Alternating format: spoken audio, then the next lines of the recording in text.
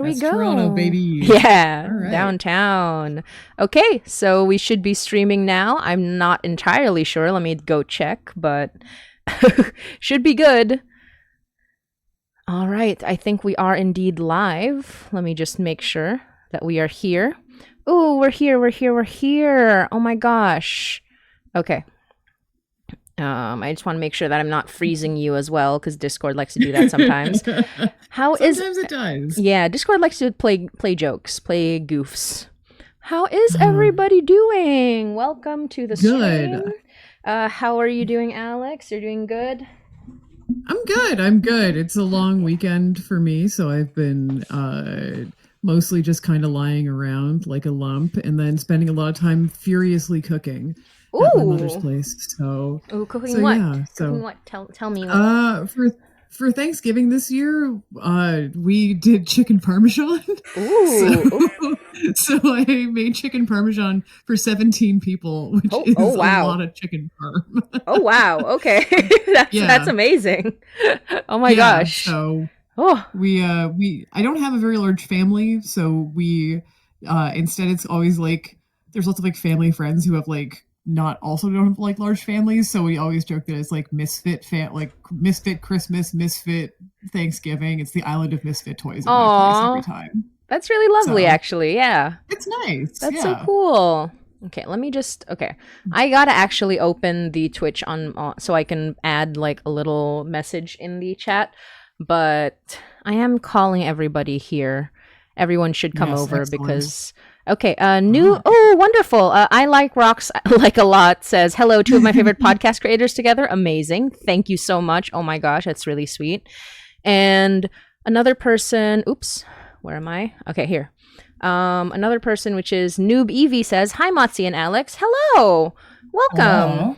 So, just as a quick intro, and basically the stream I did earlier and the stream I'm doing now is to fundraise for the Hainai horror comic. It's called the Pinoy Monster Horror Anthology, and people in the horror podcast space have been kind enough to help me raise money for it, even though just for funsies, and join me on this stream. I really appreciate that. Thank you, Alex, for coming on with me. Thank you for inviting me on. I mean, it's great stuff, and I'm always like very excited to be like more fun horror stuff, and more so, especially that like breaks out past just sort of like the stuff that's already been laid down. I'm real excited. Yee! Thank you. Yes, I'm like I did one last year that's a similar vein, but it was more of an erotic anthology, and that did numbers. This one, Hell yeah. yeah, that one like people had fun with. This one's more of a horror one, and I think people are still excited about this one. But what can you do when it's not like super hot monster? I mean, it's still super hot monsters. They're just a little scarier. They can always we'll always find ways to make them hot. If I've learned anything doing like horror stuff, it's that people will find any way to make something hot. Exactly. I mean, yeah, that's my bread and butter. I actually, this month and last month, I got asked to speak at two entirely separate monster romance panels, and that felt like a turning point for me. I was like, wow, I am an expert in the topic now. Oh my goodness. It'd be amazing. I was at one of those. Yeah, it was great. Yeah, you were. Yeah. You were at the at the little ghost one. Yeah, that one was that was funny for me because I showed up like about 5 minutes late, and then the place was full. Yeah. Because if there's some people love, it's hot monsters. Yes. And so I ended up having to sit on the floor in between two rows of seats. That's why I didn't see you. Yeah, I was really tempted to ask a question because all you would have seen is a hand shoot up from behind a seat that's like, "Hi, person sitting on the floor back here." I think it would have been great. I would have been like, "Who is that?" So did, Is that my arm had completely fallen asleep. Oh, no. I was leaning on it the whole time. No. Just like lying on the floor like Oh yeah, no, I was like, what if I just laid down, just like here on the floor, staring at everyone's feet? It's kind of weird. I don't think it would have been very I don't think sanitary. I don't think it would be appreciated. No, no. Do not lie on the floor at the Transac, or like just don't lie on the floor at like most places. Yeah, most It's places in Toronto in general. That's not recommended. No, ooh, we oh don't my recommend god. it. Yeah. Okay, let me read No. some other messages real quick, just because. First time chat from Andy Kelly. Eyeball emoji, eyes emoji. Kati My says, husband. "Hey, hey, hey, this is Bryn." And Kati says, "More hot monsters, got it." And then Elizabeth is here. The Elizabeth says, "Hello, hi Elizabeth, thanks for coming." It's one of. Hello. Hi, Bryn. Hi, Andy. Andy, dude, he's my husband, so he's showing up. Hi Andy, hell yeah. Hi, Andy. Um, What's your hot take on hot monsters? well, yeah, Andy Paul. Yeah, Andy, tell me your thoughts. You have to listen to me talk about vampires all the time, so start a. I haven't heard you talk about vampires yet. Exactly. So, Very important. yeah. But yeah, Yeah. so for those who are watching right now, we're trying to raise money for the Pinoy Monster Horror Anthology, which you can find on Kickstarter. Please go check it out and support us so that we can get the artists paid and the books printed. Because half of the money is going to the artist and the other half is going to printing. So that's Oh, man. that's how much we're trying to raise. So please do that. Let me drop a link in the and by the way, if Alex ends up freezing a little bit, I'm so sorry. For some reason, whenever I leave that window, or not every time, but like sometimes when I leave that window, for some reason they just decide, oh, you don't exist anymore, and therefore you're gonna freeze. So Then make sure that you leave the window and it's only on the most flattering shot of my face. right now it's So, very flattering. To be fair, there you go. Right now you're looking very good. excellent. I love the idea though. It's like one of those shots where it's just like the eyes half closed, like mid sneeze. Yeah, it's like you're like, about to shout something. yeah. But Oh yeah, man. if you like, so if by the way, what is really funny is that originally the Pinoy Monster Horror Anthology, it is an offshoot of our Pinoy Monster Lover anthologies. So basically, it is a monster romance thing, but this time we wanted to focus on horror. And what is extremely funny about this one is that even though it's horror, we're still doing some romance, some romantic elements in there. And it ended up, when we started doing horror, it ended up being way more sapphic than anticipated. That's just how it like came about. And I'm just like, huh, what does this say about all of us? Like, I decided to go with a sapphic story, and then like 5 other people decided to go with a sapphic story, and I'm like, horror. Yeah. I've been thinking a lot about that, like after like obviously like Woodbine is Yes. pretty sapphic at this point. Yes. Mm-hmm. And I think I like obviously I'm only speaking to my own sort of thoughts on this and no one else's, but I feel like there's not a lot of like sapphic writing out there, and sometimes, or like there is stuff, but we're getting more, but there isn't like a lot, especially when you get into like fan fiction and everything, which is like very heavily like male dominated kind of thing, Yes. which is fine. But I feel like there's this moment where like you're writing these sapphic stories and you kind of just want them to be as like wild and powerful and weird and all of these like everything just on top of it just being this thing that you don't get to like read as much. Mm-hmm. And I think that like monsters give you a really wonderful place to like work with that, because you get to play with a lot more taboos as well. Yeah. Like, And I also feel like I feel like I've been, so it's really funny.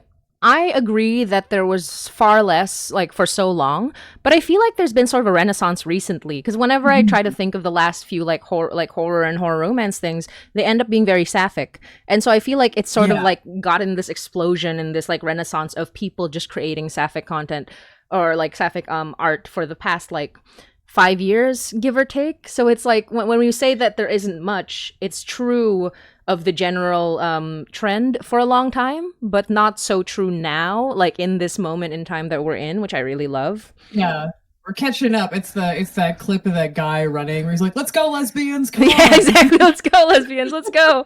That's what's happening right now. Oh man. Oh my gosh. Can I tell you some really silly stuff that I've so we both know we Always. both read fan fictions, we both read like we both been in fandom stuff and all that. There's this like weird discourse about like there not being enough FF like sapphic fan Mhm. fiction, which is true. That's very true. But at the same time, there's this weird thing where it's like there's this expectation that will just happen. There's like, oh, Yeah. because of gender equality, it'll just happen, and I'm just like, no, like I just wish harder enough. the I call it yaoi because I come from Asia, but like yeah, the yaoi people built that house brick by brick, and in order to like get more sapphic stuff, yeah, it's like you gotta like build it brick by brick. It's not gonna happen just because you can't just tell people to make it happen and it'll happen. Like no, Yeah. you gotta build that house brick by brick also. And I have done my time in the mines and the bricklaying of both of these, and it's just like My time listen. with the Yuri mines. In the Yuri mines, exactly. Like I've been in the OA mines, I've been in the Yuri mines, and it is just like you gotta either way you gotta work hard. We have to do some catch up. But when people say Mhm. that there weren't enough compelling female characters back in the day, they were not kidding. Like we are not like pretending that this is a thing. Like that's not an excuse. It's a real thing that we had to deal with for a long time.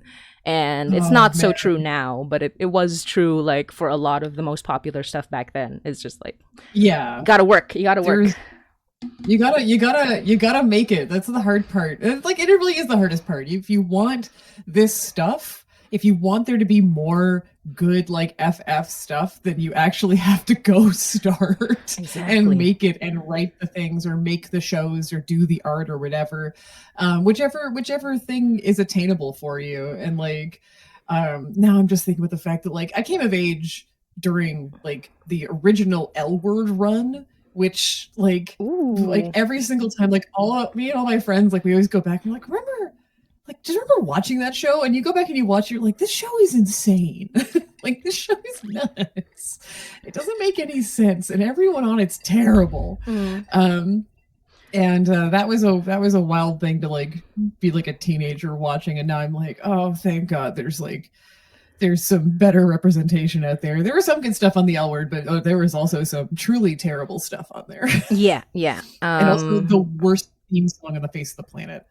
I've never Um, watched it, but I heard of it. So yeah, I'm just like let yeah. you be the expert on that one. Oh, I don't want to be the expert on it. I did my time. I did my time in the L Word mines, and The now I L want to word leave. mines. Yeah, I'm forming a union and walking out. Okay. There's like yeah, so we were already talking about it, but like monster romance and stuff. I am very happy that you invited me to be on Woodbine, and for people who haven't heard the episode, I get to play somebody who lost her wife, but not like death. Like she literally lost her wife. Where is her wife? We can't find her. We need to find her wife, please. Uh, So I've lost my wife and I can't find her. We need to help me. So that was kind of the plot of the episode, and I had a really good time. And people did not realize it was me, which is oh wow. yeah, they were so shocked. They were like, "That was Matzi," but it's because we were recording and I was standing up in a beautiful professional booth, whereas when I usually record my episodes, I am lying down with a $40 microphone. It is a the sound design is very different. It's just the sound quality is gonna be very different. So Oh man, yeah, no, we were recording at the studio. I mean, you were fantastic, and thank you. that episode's a lot of fun. There's a lot of there's a lot of my life happening in that episode. My wife. I would. Yeah, it's not even like you know that joke about divorced guys, but it was just like this lady lost her wife, literally lost her. She can't find her. Where's my Yeah, wife? yeah, bring me. There's like she shows up with like one of those like missing posters. It's Yeah, it's just like like help me here find my she wife. is. I lost her. Yeah. I lost her, and I'm trying to find her. She's not dead. I just lost her. Oh my god. Help I me. I do I do enjoy in the show that like we're not consistently having all the clients be monsters. Sometimes they're just people, Mhm. and they're having to kind of like duck around the fact that like everyone else here is a monster. All the staff is vampires. They're not even So hiding it. They're so yeah, obvious. No, blood. Oh no. Yeah, Oh, like what do you mean? She's too like I mean, they're so obvious that if she wasn't, distraught about, losing her wife literally, she probably would have been like, "Are you vampire? Like are you all like, why do you only take vampire?" meetings at 10 o'clock at night? Yeah, like this seems very vampire to me. Hmm. Yeah. Yeah, but Mhm. she was extenuating circumstances and we can't blame Yeah. her too much. Yeah, she's got stuff. She's got a lot. She's got more stuff on her mind than whether or not the detectives sitting in front of her are possibly vampires. Yeah, and if But they are, she's like, maybe. "Okay, help me find my wife then, vampire." Oops, all vampires. Oh man. Elizabeth said, "Life alert, more like wife alert." Mm. And Little bracelet. also, needing to make it instead of having it magically appear is so evil. I know, but that's how it goes. That's how. Yeah. Oh no. It's like the hard part. I do like be the toxic Yuri you want to see in the world. Yeah, that's Exactly. yeah, be the toxic, yeah. Yeah, I feel like at least Lennox on the show is be the toxic yaoi you want to be in the world. Yes. So Yes. thanks, Rob. Yes. There was speaking of Yaoi and Yuri, there recently on Hainai it was revealed, and I feel like it's been long enough that I can make this slightly spoilery, but I guess just I don't know. I don't know if I want to spoil or not. But Hmm. basically recently Whisper in my ear. what's that? Just whisper it in my ear. I Oh won't yeah, tell nobody will anyone. hear. Nobody will hear if I tell you here. Don't Yeah, yeah, don't yeah. tell anybody, but Yeah. on Hainai we have gosh. On Hainai we have polyamory. That's the Hmm. secret. And it it when the way it was revealed was very sapphic in its reveal, even though obviously polyamory it's like multigender, but like so when it was revealed, I was basically telling people like I spent so long leading up to that episode that I was worried that it would come out bad. Like, like I've been waiting for so long to write this episode that I didn't want it to turn out bad. But then I listened to Chapel Rowan as I wrote that episode, and that episode came out like that in the span of 30 Perfect. minutes. Sit down, Oh listen Chapel man. Rowan for 30 minutes straight, episode done. Was there like a song that like hit when you're like, there we go, this is it. Good luck, babe. There even you though, go. e- Perfect. even though obviously it's not as like not petty, but like it wasn't negative in the way that Good Luck Babe is. The Yeah. whole vibe of it was like all the the blessings of the women who love women like raining down on me as I write, and that's like how Yeah. that's how I was able to write that episode, and people were very happy, very excited. I'm here for it. Yeah. Oh yeah, no, I'm now thinking, I'm like, what did I listen to in rating Woodbine? And the answer is the Baldur's Gate 3 soundtrack 4,000 times on loop, and Hell the yeah. soundtrack to the soundtrack to Outlander, a show I've never watched, but I've listened to the soundtrack a Outlander. bunch. So I don't know what that says about me, other than the fact that, well, I guess Baldur's Gates could if you put that polyamory mod on, it's gonna be a good Yes. time. Exactly. Also, I am, do you wanna start doodling, or are you can yeah. have you? I Yes, let me just make sure. I have my, oh god. I just wanted to make sure that you had access to it. I was worried that like I had somehow locked you Turn out. I immediately turned my iPod off, iPad. I'm like, Jesus, mom. iPod. Damn, I remember iPods. I still have mine. It's like somewhere in the drawer Oh beside my me. god. I wonder where mine went. But yeah, but yeah, we were just like doing very happy to do polyamory in the Hainai household. And it's not done yet. It's not done yet. Ooh, We're just not keep done. adding people. Yeah, We're here for that's it. literally what we're we're like, listen, I've been waiting this long and we are just gonna keep adding people to So the polycule.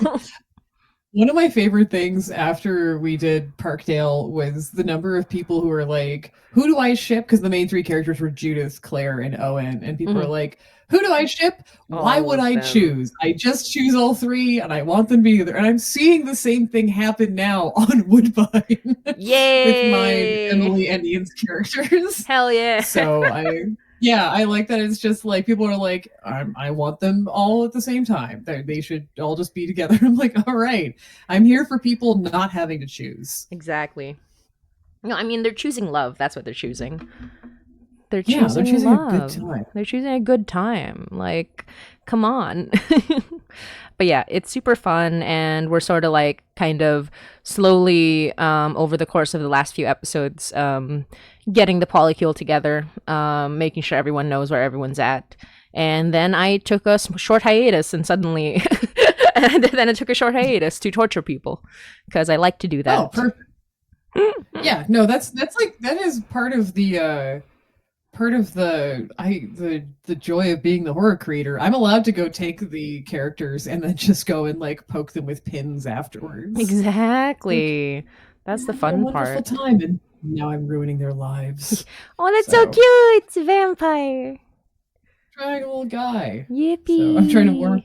warming myself up here. It's been a bit since I Hell was yeah. on iPad. Ooh, actually, I just realized as I was telling you the doodle, I should show people a little bit of the comic that I'm fundraising for so that they're, more Yes. tempted to actually like donate for it and stuff. But here, let me, one moment, let me just bring it up and then I'll switch the windows over. But as I'm doing that, you can tell them like whatever you want a bit more about the episode that I'm in, or Woodbine in general, or Parkdale in general. How's that gonna, Oh yeah. tell them about that? Excellent. I'll give a little lead in on Woodbine in general, just so there's context if Hmm. people have not listened to the show. And if you haven't, how dare you? How dare you? No, how dare What you? are you doing here?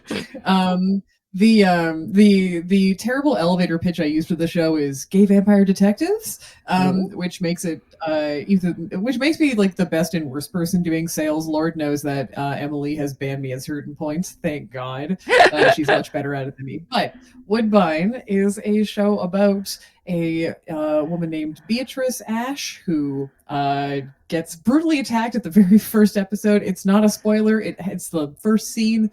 And her boss needs to make a choice and ends up choosing to turn her into a vampire. Wow. And that's where we start. And she finds out, wait a second, my boss been a vampire this whole time.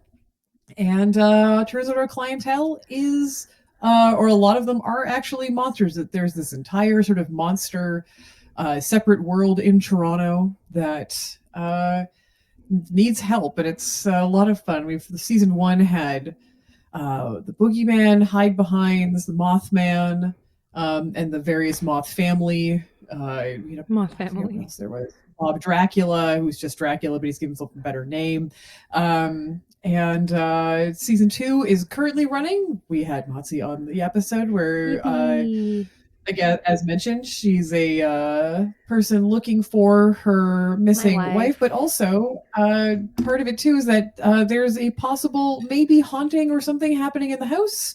So, also wanting to get that cleared up. Comes to Hmm. the detective agency to get some answers and gets a lot of answers, and also a lot of drama happening in the background and all of the two B plots that are going on. Hell yeah. There's two B plots. Gotta love I'm allowed drama. to put as many B plots in my shows.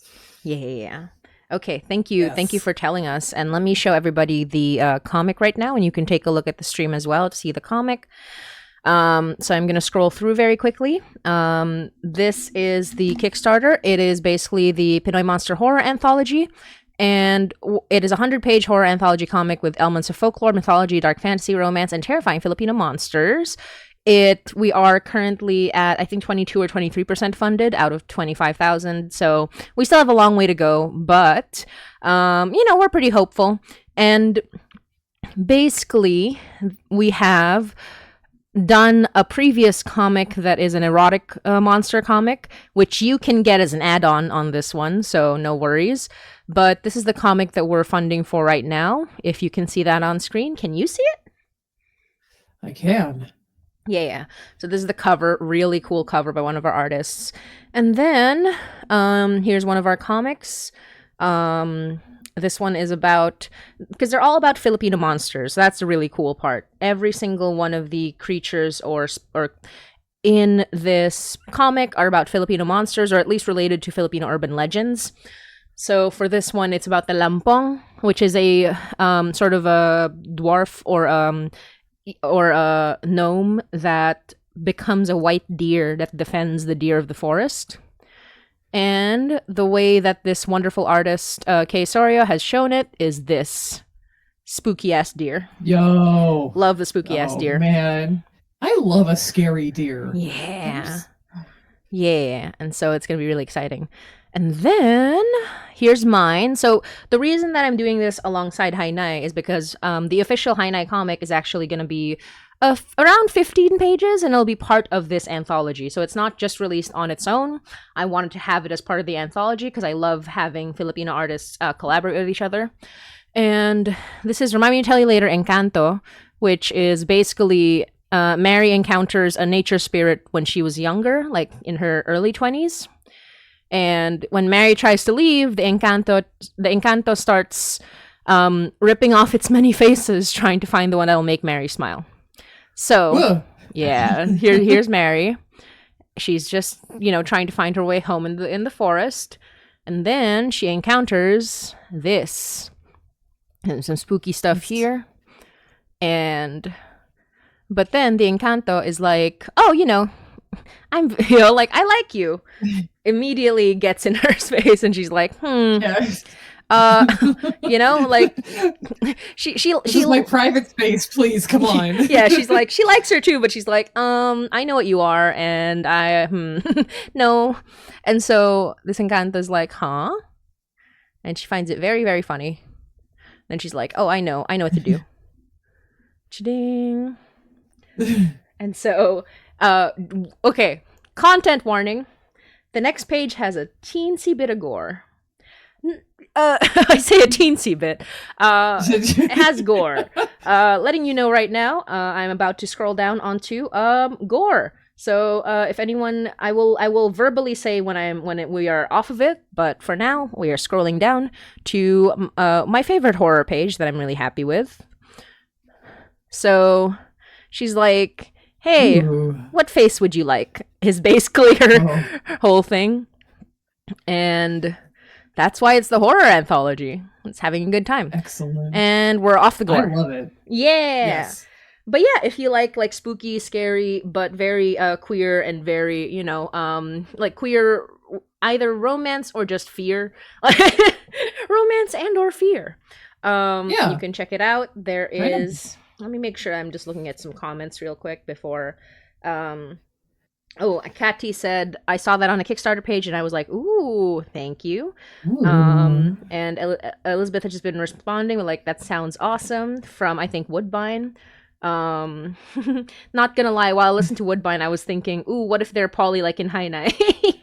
Says, I like rocks like Keep a lot. Listening. Let's find out what happens. Somewhere there, Emily's like, Alex, you cannot promise stuff. Well, yeah, I mean, okay, here's some other ones I really like. So this is by the cover artist, Lily Resch, A Full Circle. So it's just about this girl who finds herself in this like little field and just things happen is how we'll describe this one.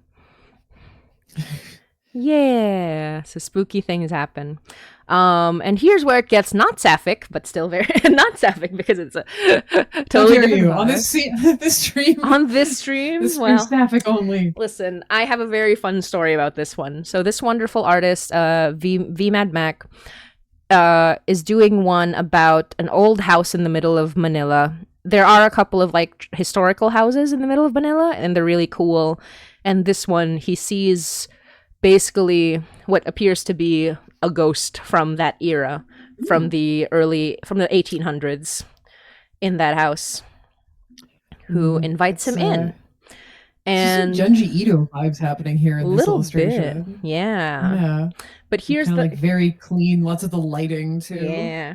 Here's the fun part. As I was talking to some of the artists, I was like, I'm so sorry this is not the erotic comic. We do have to like have some limits on this one. And they were like, yeah, that's fine. So when they sent me the sketch, the funniest thing I've ever seen is in the sketch they had just that thing where they don't erase something, they just put like a little they put like a marking on it to make it seem like, Yep. oh, I've just like erased this. They had done that Yep. to a very very gigantic drawing of a penis.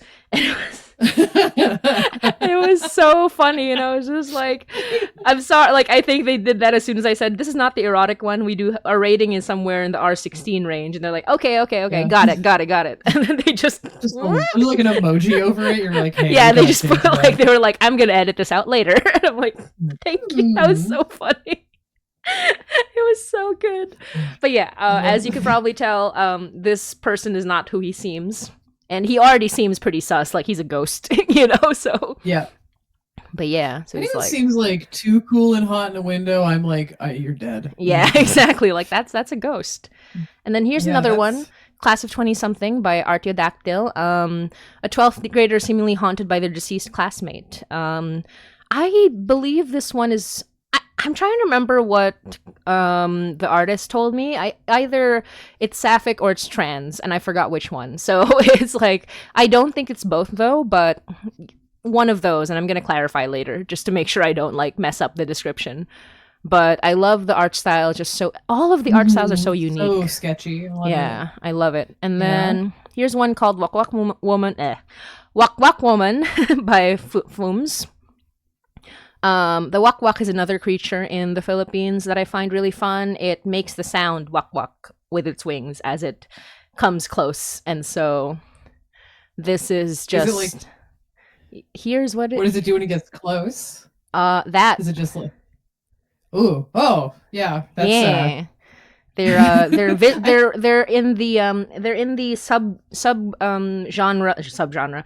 They're in the sub category of viscera suckers. That is a common category of monster from the Philippine monsters.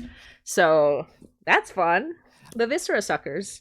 I think there was a thing on Polygon years ago. It was Unraveled, and one of the guys was ranking all of the hottest Castlevania monsters, and I think the Wak Wak is in Castlevania. Oh, maybe. And- yeah, I think and- so. and so made it into the hottest monsters, I think. Hell yeah. I'm I trying mean- to remember because he was going through all of them. But Hell I do, yeah. because as soon as you said Viscera Sucker, I was like, there it is. I remember this. Yeah, the viscera sucker. Hell yeah. Ooh, this one I'm really Yeah. happy with. So the next one's called Paglamon, which means like devouring, by Tilare. And a villager in the process of turning to aswang seeks help from a childhood friend and nursing student to search for a cure for her urge to cannibalize. So this is another sapphic one. Only for her friend to confess her love for her and offer her bits of her own flesh instead. Yippee! Haven't we all been there? Yeah, That is what like having like the most intense crush or like infatuation with somebody feels like. Yeah. Like, just it feels here. like you just want to be like, just devour me, please. Yeah, cannibal, come here. Yeah. And this is like historical romance, and I love this cover so much. And the art style is beautiful. just so astounding. It is Oh just my god. so cool. Yeah. Yeah. And so yeah, they're just trying to find a way to cure this person of being an aswang. Although it seems like there might not be a cure. So they're just trying to figure that one out. Having a bad way. Oh, and this one's kind of fun because I had to like go back and forth on like, okay, since we're not doing an erotic one, but she really wanted to do this one, or like the artist really wanted to do this one, I was like, okay, we'll figure out a way to make it happen. And we've made it happen. But it's basically an aswang girlfriend helps her girlfriend with dysmenorrhea. So that's Oh, the whole man. thing. This is not the erotic anthology, by the way, but Yeah, you're like, wait a sec. exactly, it's still I feel like I'm getting fun. You're saying it's not the erotic anthology, and yet here Well, we are. Well, I mean, it's we only went down one rating, That's it. Just one rating. So we still got stuff going on. So this one's just the sexiest one. Well, actually, it's not the sexiest one. There are other sexy ones, but like these are equally as sexy as the other ones. Teehee. So that one's really fun. Yeah, we've like crossed into a lot of sapphic ones. And this one is really, I love this artist so much. He is somebody who worked on the erotic anthology as well. And he does basically traditional art for these pages. And this one is just like, please, please, please be careful. There's an entire page just with all the trigger warnings. Yep. And so, there we go. Yeah, and his art is scary. Like, yeah, ooh, yeah, properly horror. We're going for a vibe here, and the vibe is I am terrified. Yeah, the vibe is horror, so be ready. Vibes also. Yeah, so I'm just gonna go through quickly, but you get the idea. This is really good. And here's the last one. It's just one single page, and then budget breakdown. Da da da da da. You get the idea. Anyway, that's the showcase of the comic, and I hope people will support it if they like it. If they're horrified, that works too. Are you into this? Yeah, YN. YN. Exactly. Let me switch over. And we're back. It's us. Hello. Hello. We're back on screen. So yeah. Oh, you're just drawing. That's awesome. Let me make sure that your art is more seen. Let me shrink us slightly so that we are more visible, like so the art is more visible on screen. I'm like a fidgety person on things, so me too. I definitely like drawing constantly, or if I'm playing any game with a dice, I have dice towers going. So so many little dice towers. That's why I wanted to draw. I mean, like the other option was just me playing a video game while we were having this chat, but I wanted something that's more collaborative, and I feel like drawing, doodling is so much fun. Yeah, no, this is great. It's been I used to be on more art streams, and I haven't done one in ages, so this is like a nice return. We should do one again soon. Yes. Whenever we can. I like rocks. I like a lot. That is IKEA. I like rocks like a lot. Yes, that is Bob. That's just my little sketch of Bob. Aw, he's so cute. He's so Bob adorable. is played by my real life boss. So yeah. Yeah, my actual boss, whose last name is actually Dracul. So I didn't know that. yeah, that's his actual last name. That's not a like. That is it's so not a funny. like. Oh, he was like, I demand to be on the show. I was like, yeah, you'll be on the show. You're fine. That's amazing. That's so cool. No, that's all the comics are so cool. They look so good. Thank you. Do you have like a particular like monster or story that like it sticks out to you the most, like for your own personal stuff? Like which one is your favorite? Ooh, okay. So as far as like, there's certainly more interesting monsters, but my favorite is just straight up just because it was my like on my monster loving side is just my favorite monster because I claimed a character as my fictional husband, and I've never gone back.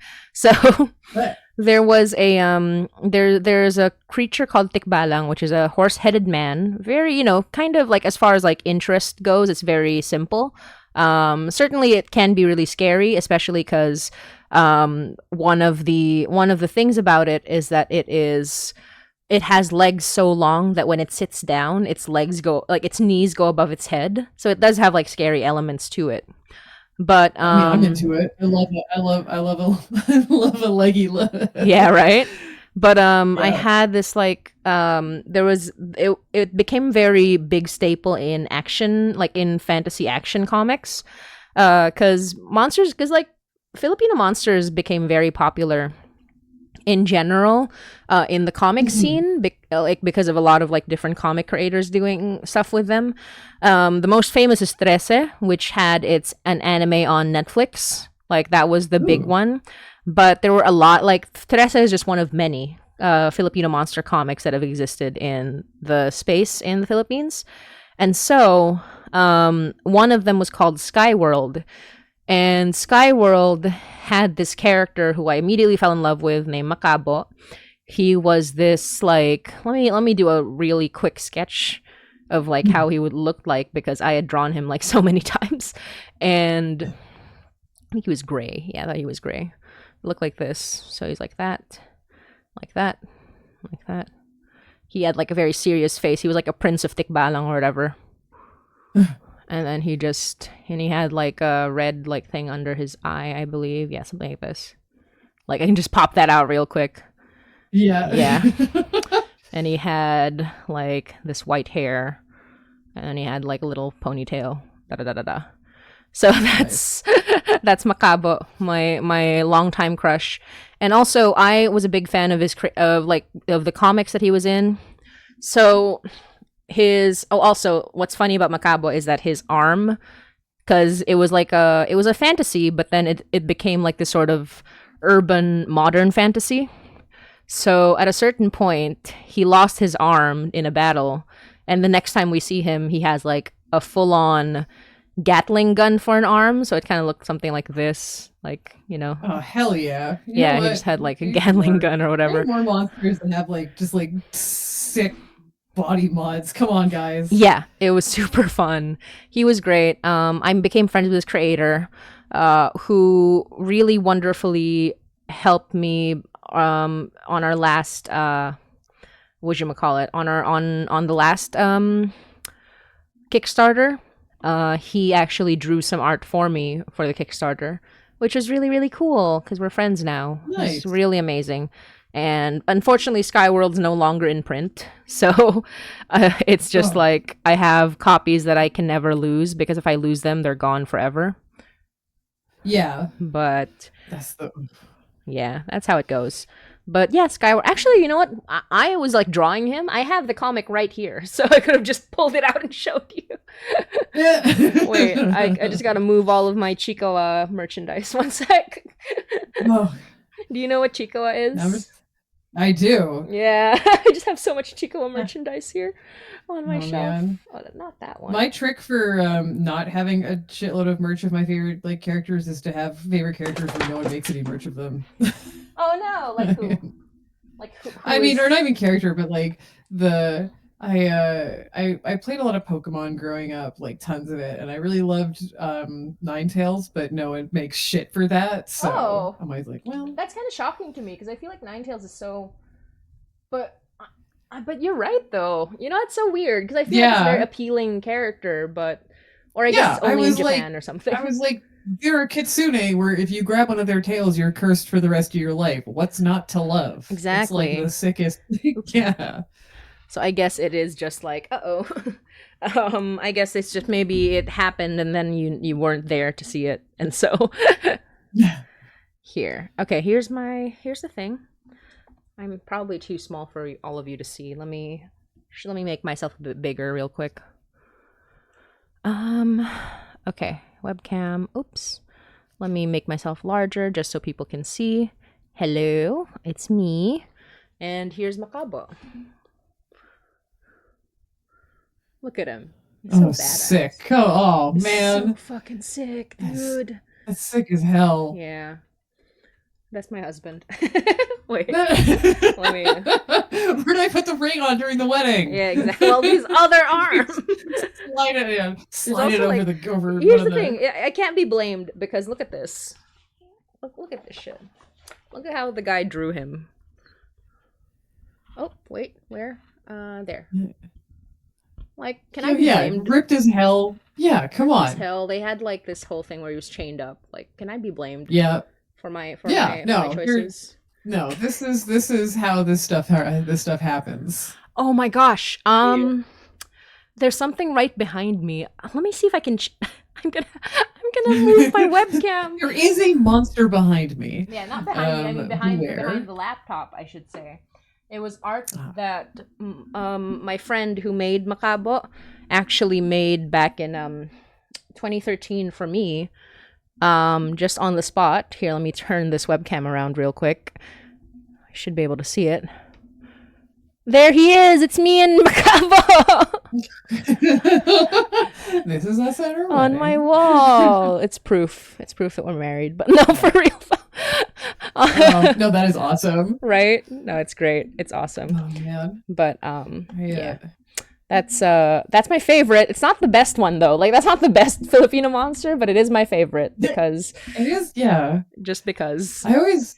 What can I do? Yeah, I'm. Well, I feel like I came very late to like any sort of real interest in like monsters and that sort of more macabre stuff and everything. Like I was into it in the way that like I watched movies and I read books and everything, but it's like only in the last, I don't know, last 5 or so years that I've been like, I think I want to dig more into this stuff. I think I actually want to like play around with it in the creative sandbox. Get a Mm. bunch of sand in my hair, throw it in the eyes of a bunch of people who are in my way, that kind of thing. Hmm. But but like and yeah, it's fascinating because I'm like, oh man, there is a community here. Like Yeah. it's not even just like just like the specific characters. It's like no, just the like the whole like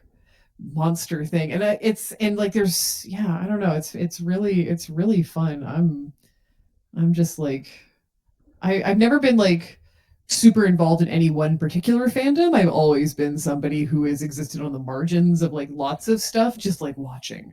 So I'm whatever the equivalent of like a helpful ghost is in a lot of stuff. That's awesome. I've kind of been like Just a, it's so funny that a lot of people don't know how many sort of long-lasting things I've established in certain fandoms that like because I kind of like I established some stuff. I built the framework and then I left. I was like, I'm tired. Here, let me hand it over to somebody else who's more interested. And then that person kept it going. And that was really cool. It's like, oh, awesome. It's this is still going on, even though I haven't done it in so long. And people are like, who's the one who made that thing happen? And I'm like, it was me. I've started oh man. many a I literally had to write by hand a bunch of AO3 tags that didn't exist before, and now they Oh. exist. Yeah, Oh like man. so when I tell people like you God. gotta build it, you gotta do it. I'm like I'm not being facetious. I'm not being dismissive. I mean it. Like that's all anyone can do. It Yeah. sucks, but it's like it's how we do it. It's how we do it over here. You kind of You build you, communities. yeah, you can find that community. There are other people who want the same thing as you. They do exist, but the hard part is finding them Yeah, sometimes. And the exactly. internet's great for that because you can actively like go and like, hopefully like through I don't know, discords or message boards or Oops. Reddit or whatever find people, but um yeah, God, it's you do have to build it, and that it's like every single time I'm like, a time to write a script. I'm like, oh, I gotta actually Yeah. like, I have to sit down and actually write the script. I can't just like have it magic up in front of me, which sometimes I wish it would, but in the end, the joy is in the creating. For Even if real like though. even if there's like that midpoint where you're like, I'm so tired. God, I'm tired. Um, yeah, no. I'm just looking at some comments that say um having your boss VA on your podcast is wild. That's awesome. Um and then somebody said they um, tried to put him on the cover of Vogue, but for Macabo, and I'm like, yeah, they did. my And boy. yeah, and it's like The we're in a ultimate thriving fan doing. community for a show we don't even like anymore. We're just supported on the immaculate vibes we built together from Katya, and I'm just like, that's exactly correct. That's how you do it. You don't have, like if the show doesn't run anymore, then you have, you can just continue to rerun all of the stuff. Oh man, That's fandom. God, I Don't yeah. take it for What was granted. it?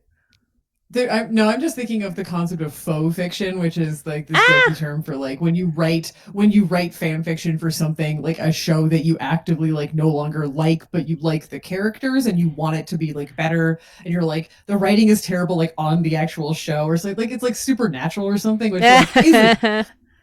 I loved it. It was like objectively at points a bad show, but yes, like one of the most intense fan communities out there, for better and for worse. yes, And and yeah, there's definitely those moments of like people where it's like, oh, the show itself, the actual property has gone off the rails, but I still love the concept, so I'm gonna write my own stuff where I fix it to what I want it to be. Exactly. And that's how you do Um, it. That's how you do it. and that's full fiction. Yeah. I'm Yeah, no. I guess like it's so funny that we like just jumped on fan fiction naturally, even though that wasn't part of the discussion. But like No, I when we've both been in the jump. mines, we like what can we do? Yeah.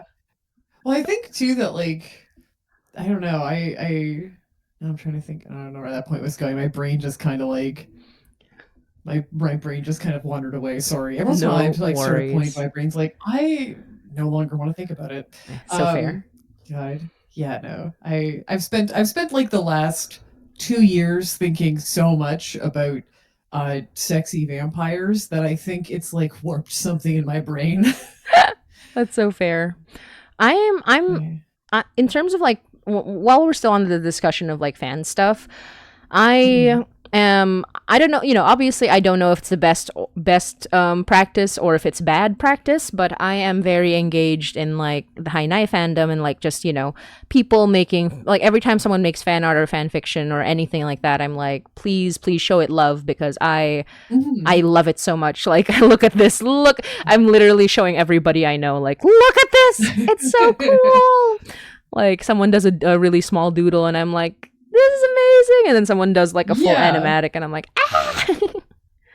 I mean, it's so cool getting that stuff. It's so cool getting to see it. I remember the first time we ever saw like fan art pop up for Parkdale, and it was like, oh my god, like this is wild. Like people are making art and like people doing cosplays of characters and things like that. Like that was wild. And yeah, I think there's always such a fine line to walk as a creator between like the like how involved you are in stuff. Like obviously Yeah. fans need private spaces to like discuss stuff with like out the creators, the writers, the actors, whoever is seeing things, because like what if they have critical thoughts? And Yeah. that's fine. Like it's weird if you come into like my Discord and you're like, hey, I think your show is bad. I'd be like, then why are you here? Yeah. But if you have like actual critical feedback, that's okay. It's just like, you find your spaces for it. And then I think that as a creator, there's there's that now we're drifting into like a totally different discussion. There's that like weird parasocial line that can happen sometimes, which the parasociality works in both ways. Hmm. And it's been such an interesting thing to kind of walk because I've interacted with fan communities on the shows I've been on before and been very supportive of like the fan artists and all of this stuff and like seeing the stuff that people have made, and it's really cool. And but there's always that part of me that's like there's a line where like like there my personal life, my professional life outside of the show and everything, like that's off limits. Hmm. Like these things we don't I don't talk about them. Those are mine. We can talk about the show, we can have a great time. I love seeing the art. But that is Alex the creator. Alex the creator is one person, and then there's also me over here hanging out, Yeah. um, doodling pictures of characters That's so fair. in my office. I'm also like I don't think I'm quite there yet just because it's a matter of size as well, right? Because like Mhm. Parkdale has like a couple million at this point. Like how many downloads? Parkdale and Woodbine combined are just about to cross 4 million. Yeah, which So congratulations by the way. Hell yeah. thank you. Yeah. I always feel very like, ooh, like No, but it's it's kind of awesome. wild. I'm always like, yeah, it's. I mean, like it's been a wild ride. And it's been really good and really fun. But yeah, I think also too with our fans, like we get metrics back. Yeah. Like so peek behind the curtain, you get your metrics. You see the sort of the outlines of like who's listening to your show in the vaguest terms. And I'm like, most of the people listening to our show I are women, and also generally people sort of like 30 plus. So Mhm. it's a relatively chill like fan Yeah. situation. Lots of people who email us are people who have recently had children and are listening to the show at night when they're doing like feedings That's or so changing cool. their babies and stuff like that. Yeah, I've gotten a bunch of emails and messages. People are like, "Hey, like I just had a baby, and it's so nice to listen to something like I'm up all night, so I listen to the show, and I'm like, oh, that's really nice. I'm glad that this show about uh, a spooky haunted house and cults, and a show about uh, sexy vampires is getting you through those late nights with your baby. Hell Like yeah. genuinely, so That's so cool. Yeah, I think probably yeah, like once we hit a million, my approach will change because I'm very like obviously very engaged and stuff. But I think like sort of it's a matter of scaling, right? At a certain point, you're just not gonna have yeah. any energy for anything. So Uh, yeah, we'll see when that happens. But for now, I'm just like, I'm just I'm kind of just very it's interactive it with everything. when it's at that, like, there's like a size that's really nice where it's just like pretty chill and people are behaving themselves and everything's going well, and I'm like, my rationale is like, this stuff is so fragile. This time can be so fragile and short and everything. So enjoying it is like totally warranted. Having those Yes. moments where you can just like bask in the community that's formed and the people you get to be, and the people who like are like really into the stuff you get to make, like, or that you make and stuff like that, and like express that through like art or messages or whatever, is really really special and amazing. Yeah. And so yeah, like I've definitely had those points where I've been like, and still do, like bask in that, like, this is so, it's so nice, it's so wonderful that people like enjoy the art that you make. Yeah, truly. Like, I always appreciate it just so people know like it means a lot. Like even if even if you might not see mhm. numbers necessarily, like the how how positive and how ingrained the fandom or like the just the people who are listening, it's just a really fun time, especially like Yeah, that's really where I derive a lot of my joy is just all the people who yeah. are just enthusiastically talking about it. And I like to engage as much as I can. Although, yeah, I do have some limits, but generally, because I also am just extremely online, unfortunately. Yeah. Like, but I try Same, to, but it's same. also like, I rationalize it as like, I want people to know that like their appreciation is appreciated. And like, especially if Yeah. they make stuff, it's like, I appreciate that so much. It's uh, so cool. it's so Um, cool. and I do want to let me just take a look at the chat again, just so like every now and then I got to make sure the chat's there.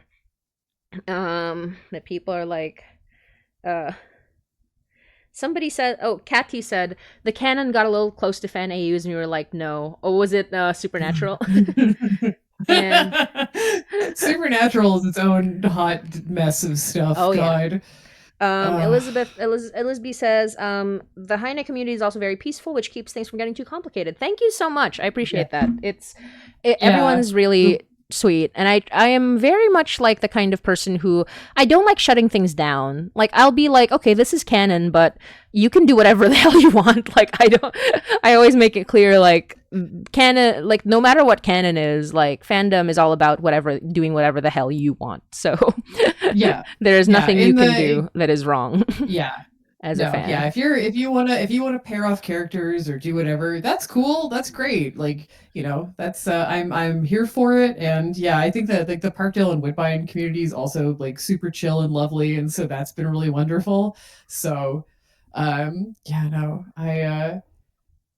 yeah, it's been great. I'm very excited to get through the rest of this season, because the rest of the season's gonna get Mm-hmm. dark at points, I think. And Ooh, love hearing that. sorry, spoilers for people who are, no, there'll be lots of fun, lots of good times. Yeah. But I think that's kind of like some of the fun too of like writing like monster stuff, is that it's not just it's not just people being terrible. It's people occasionally with like the like superpowers, and you're like, all right, let's make them awful. Like, Yeah. but also you have basically have magical powers. Hell Yeah. yeah, let's go.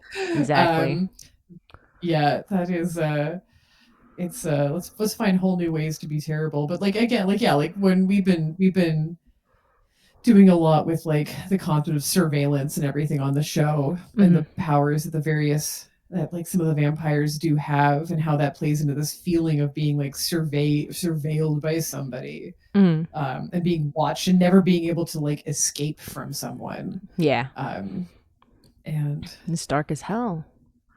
We also, yeah, yeah. Oh, just a question from a previous because I had a stream earlier and I was talking about oh, I realized, I moved the canvas. I'm so sorry. Oh, I that's fine. forgot that I can't That's just move fine. the I've canvas just now we're on live stream. I've just been oh, I can like see it too. Like I've just been like just thinking about Sorry to the thinking about audience who's been watching. But yeah, like earlier somebody it was Anusha Battersby who was on Magnus Protocol. She asked Hmm. like cuz I have not unfortunately I have not listened to Parkdale or well I listened to Woodbine my episode, but like I haven't listened to it much although I do tell people because like we need to hype our Toronto shows. But the was Parkdale about moving into a haunted house? Yeah, Parkdale was about it. Like it starts like that. It starts Mm, with this woman coming into possession of this house. It's not like haunted off the bat. Like it's not just like you come in and there's ghosts, but yeah. there's definitely something kind of wrong with the house, Yeah. which gets exposed over time. And the show is a lot about like that the mystery of like this person's family and Ooh. what the dark truths in there, and also a lot of it is kind of about what do you do when you're someone you're so close to in your life is changing and you cannot do anything to stop that. Oh yeah. I was just wondering because So like somebody asked me or like one Anusha asked me earlier because she I was mentioning it and I was like I don't know and but she was like she had listened to it before and Anusha's really great so I just wanted to like mention nice. it. Yeah. Yeah. Yeah, no, Parkdale was deeply special for us to make. It was a good time, and Hell yeah. I miss it sometimes, but it was a really really special project. But yeah, I think Toronto itself as like a place to set a horror is really fun, Yes. just Yes. due to because this place is it feels sometimes like somebody has smushed a bunch of little like weird disparate villages together and they're like okay Yes. live together and you're like oh my god okay it's all just kind of like it's like not just like next door to each other but like layered on top of each other like there's like the transparency is now opaque in certain spots like you've laid a bunch of shapes on top of each other and the city it kind of loves you and it kind of hates you Yes. and That's exactly right. and it's yeah and it's I was thinking about this there was a panel at um there was a panel at Little Ghost the next day I Yeah, went the to it Toronto which is horror. on Yeah. the Toronto Horror one. Yeah, I I'm, popped in. I was like I have 1 hour before I have to go to another birthday party. I'm so planning it. And all I did that weekend was go to birthday parties oh wow. and and what was it, yeah they were talking about like yeah Toronto is a horror location. And one I wanted to ask this, there wasn't time for you to ask, but I was like, do you think Toronto like has is at some point ever going to have like its own like monster or cryptid or something? Like there's Oh. always like does can Toronto have that? Could Toronto have its own monster that's like a like you know sort of like a little like local legend here? There's lots of people who are like local legends here, like the you know actual people who for one reason or another like the stories are told about them. The rubber boots guy, the Xanta, all of this. Wait. Rubber boots guy? Is this the guy with the thigh high rubber boots? Yeah, where's the shirt that says "I hate rubber boots"? Yeah. Oh my god, I've seen him. I thought I was like, oh, I just saw a guy. I didn't know he was a legend. Oh yeah, this dude, I see him once in a while. I'm like, Rubber Boots Man's still out there. Hell yeah. Yeah, Oh, there's that's Rubber Boots guy. amazing. There's the guy who pilots around on a longboard singing opera really loud. Yes, I remember him as well. Um, Yes, I've seen it. I live in yeah, downtown there's Toronto. Even though I've only lived yeah, here for like a short time, I think I'm starting to see all the cryptids, the human yes, yeah. cryptids. But I'm always like, what would Toronto's monster be? Oh, you know what it is? It's the dead raccoon. I mean, it's not a monster. Yeah, It's more of an icon, but it's the dead raccoon. That's our monster. little zombie raccoon would Yeah. be like something like some sort of little haunted raccoon guy that pops up The and wanders around. the real monster is Doug Ford. Anyway, Oh yeah, that's the God. Toronto monster. I'm like adorable cryptid, not like No, no, literal not devil. like literal like creature of Uh, the of horror. Oh, oh, I will be get him right out of back. here. I do just need to run to the bathroom, but please All continue right. doodling, and you can Yes. explain to people who the monster Dugford is while I go to the Oh God. Uh, Doug, if you're not here, Doug, if you're not in Ontario, Doug Ford is our premier, and he's a real piece of shit. So I'm gonna just leave it at that because I'm gonna get too mad on stream. But I don't know. I have the idea that I have the idea right at this point that like yeah, like a little I could see some sort of like kind of like spooky little raccoon running around the city that is some sort of cryptid. We have the for anyone who's not from Toronto, we do have the white raccoons that pop up occasionally. They like I think I've seen one, but you can't get them. You can't see them. They're not albino. They're leucistic. I don't remember how to say it, but it basically means that they just don't produce pigment, but they're not technically like albino. They don't have like the pink or red eyes. And I kind of just imagine seeing one of those guys run by, but they're glowing. But yeah, now I'm just like, does anyone have a question in chat? If not, I'm just gonna draw a little raccoon on here and yammer away into the mic. Because there's anything I'm good at, it's just yammering away on the mic. But yeah, I hope everybody is having a good weekend. I'm not from Toronto, but listening to podcasts makes me feel like I visited before. Yeah, Yay! it's a weird place. Parkdale's set in the West End, Woodbine set in the East, and Hainai is in the Hainai sort of is more in central downtown part. core, Yeah, where I live. So frankly, they're all as far as I'm concerned, it's like a shared sort of like universes where like they're all it's this whole place is like deeply, deeply haunted and Yeah. it's all happening at once. Exactly. Although here's a really fun. Okay, let me just read some comments, and I'll tell you some really fun lore about Hainai. Just some comments said, "Bringing the story to a darker place balances the fluffy moments we get in Woodbine. Here for it," says Huck the Ranger. And Huck the Ranger also says, "In Parkdale, Haunt, and Woodbine, Toronto feels like another character. I love learning about it." Yeah, it's awesome. And Wiffick says, "Woo! I was meant to be here earlier, but took a long nap. Welcome." Hello. Hello. And the lore I'm going to share about Hainai is that I got really into Toronto history. Like, I just started looking into the history of the city because a lot of our characters are, we have immortal characters, but they're not like immortal as in they've been around for hundreds of years. They're immortal as in they became immortal in the 1920s. So I wanted to look up some 1920s history in Toronto. And I ended up making an entire it's an alternate universe Toronto, obviously, but it's like specifically an alternate universe Toronto where a fire happened in the Ward, which is current day Chinatown. Yeah. So essentially back in the 20s and 30s, it was considered like the slums. Like it was the bad place of Toronto, like they used to call it Toronto the Good, and then like the Ward was the bad place. So because it was full of immigrants. That's of course they'll call it that. It's one of the things where it's like, why did they call it that? And you're like, oh my god. Yeah, it's full of immigrants. That's why. So turns out it was racism the whole time. Yeah, it turns out it was racism, but and classism also. So yes, they had like tenement houses, like etc. etc. And in the universe of Hainai, one particularly evil man set fire to the Ward in an attempt to kind of be like, we're gonna cleanse, we're gonna cleanse the city. He ended up kind of causing his own downfall in a certain way. No spoilers, but yeah, he like ends up like fucking himself over, and he disappears.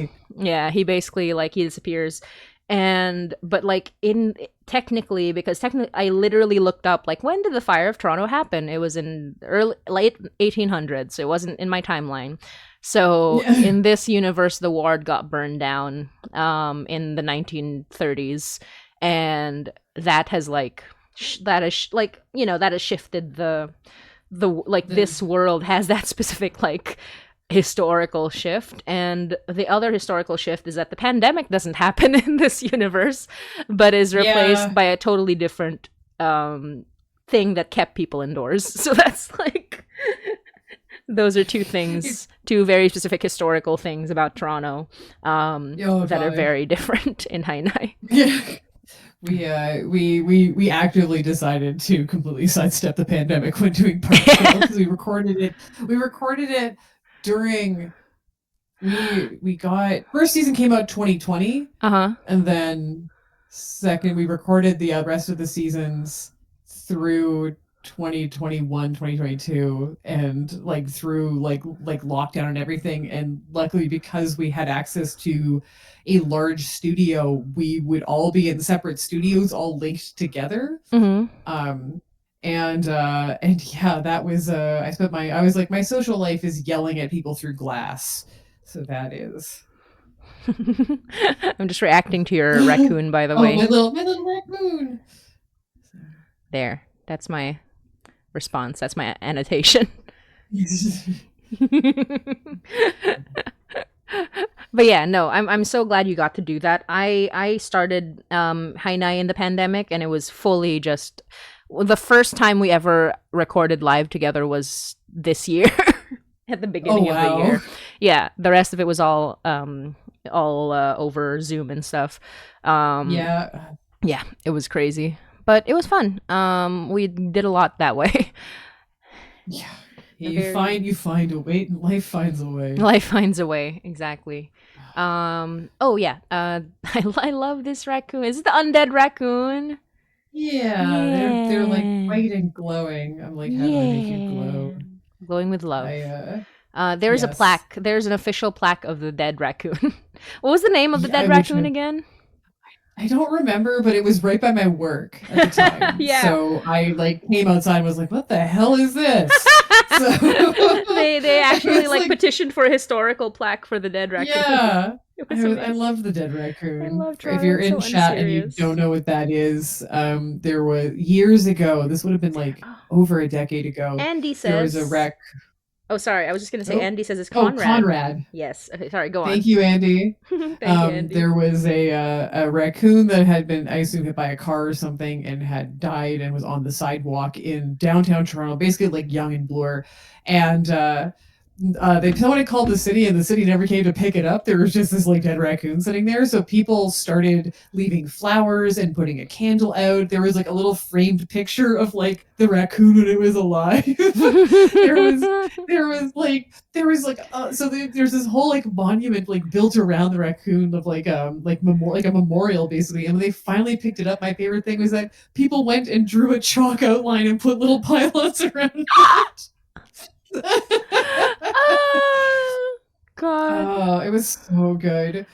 Sometimes this city is phenomenal. This Sometimes it's city's just so so good. unserious, and I love it. It's beautiful. This city loves animals being weird. There was the Yes. IKEA monkey, there was the dead raccoon, there was that time that the peacock escaped from the High Park Zoo, there was the time the capybara escaped from the High Park Zoo. Like That's this so city good. loves animals. Yes. There's an albino, was it squirrel? There's like an albino something Yes. in one of the parks like west of here There's or yeah, east. there's a white squirrel in Trinity Trinity Bellwoods. Bellwoods. Yeah. I love hearing about these things. It's so good. Yeah, this place loves an animal. We haven't done any like really animal stuff yet on Woodbine. Me We neither. should I give really should. I think my give favorite Lennox a like animal horror is still the one that everyone found really funny. It was a Magnus Archives episode about just a pig, an evil pig. oh yes, the big one. And I'm just like, evil pig reigns supreme. They're like, Yeah. Magnus doesn't like super invent a lot of like horror. A lot of it is very much, based on other horror. But Yeah. the demon pig was just so mwah, chef's kiss. Like Yes. It's horror is funny because there is like, obviously there's new ideas, but there's so much like ground already laid and so yes. many like monsters. Like I don't look at any of the stuff that were like the monsters in Woodbine and be like, we've come up with something. I'm like, vampires, well trodden ground. Mhm. Like all of this stuff, like quite well trodden. The best part is that because there's so much variations on them, you can take them and then just mold them into whatever you want them to be. You can take whatever rules you feel like and be like, should my vampire be allergic to garlic? Should it be afraid of crosses? Like, I don't have to do any of that shit. I can just throw it out. Like, who cares? Yeah. Like, and I can make my own, and that's like kind of the best part of doing this stuff with like doing the monster stuff. Yeah, exactly. Exactly. Who's gonna That stop me? it's just the benefit of like having like like mythos in general. I just love it. There's I think obviously like I have the benefit of being able to do stuff with Filipino monsters because that ground isn't too well trodden at this point because a lot Mhm. of the information was only recently sort of made available to everybody. It's sort of like it Yeah. used to be just oral tradition and nothing else, and then only recently in the past like 10 to 20 years has it become more, consistent over the years like for information and stuff. But what's really interesting is that, you know, if the story does not match your story, chances are it's a real thing. It's just the tradition is different, like the oral tradition is different. But people have gotten into fights about this, and sometimes the fights are like so silly because it's like, no, I think just they're not wrong about what they're saying. It's just I think it's just a different version. And there was a particularly interesting fight that happened where it was just so silly. I it ended up so here's the background.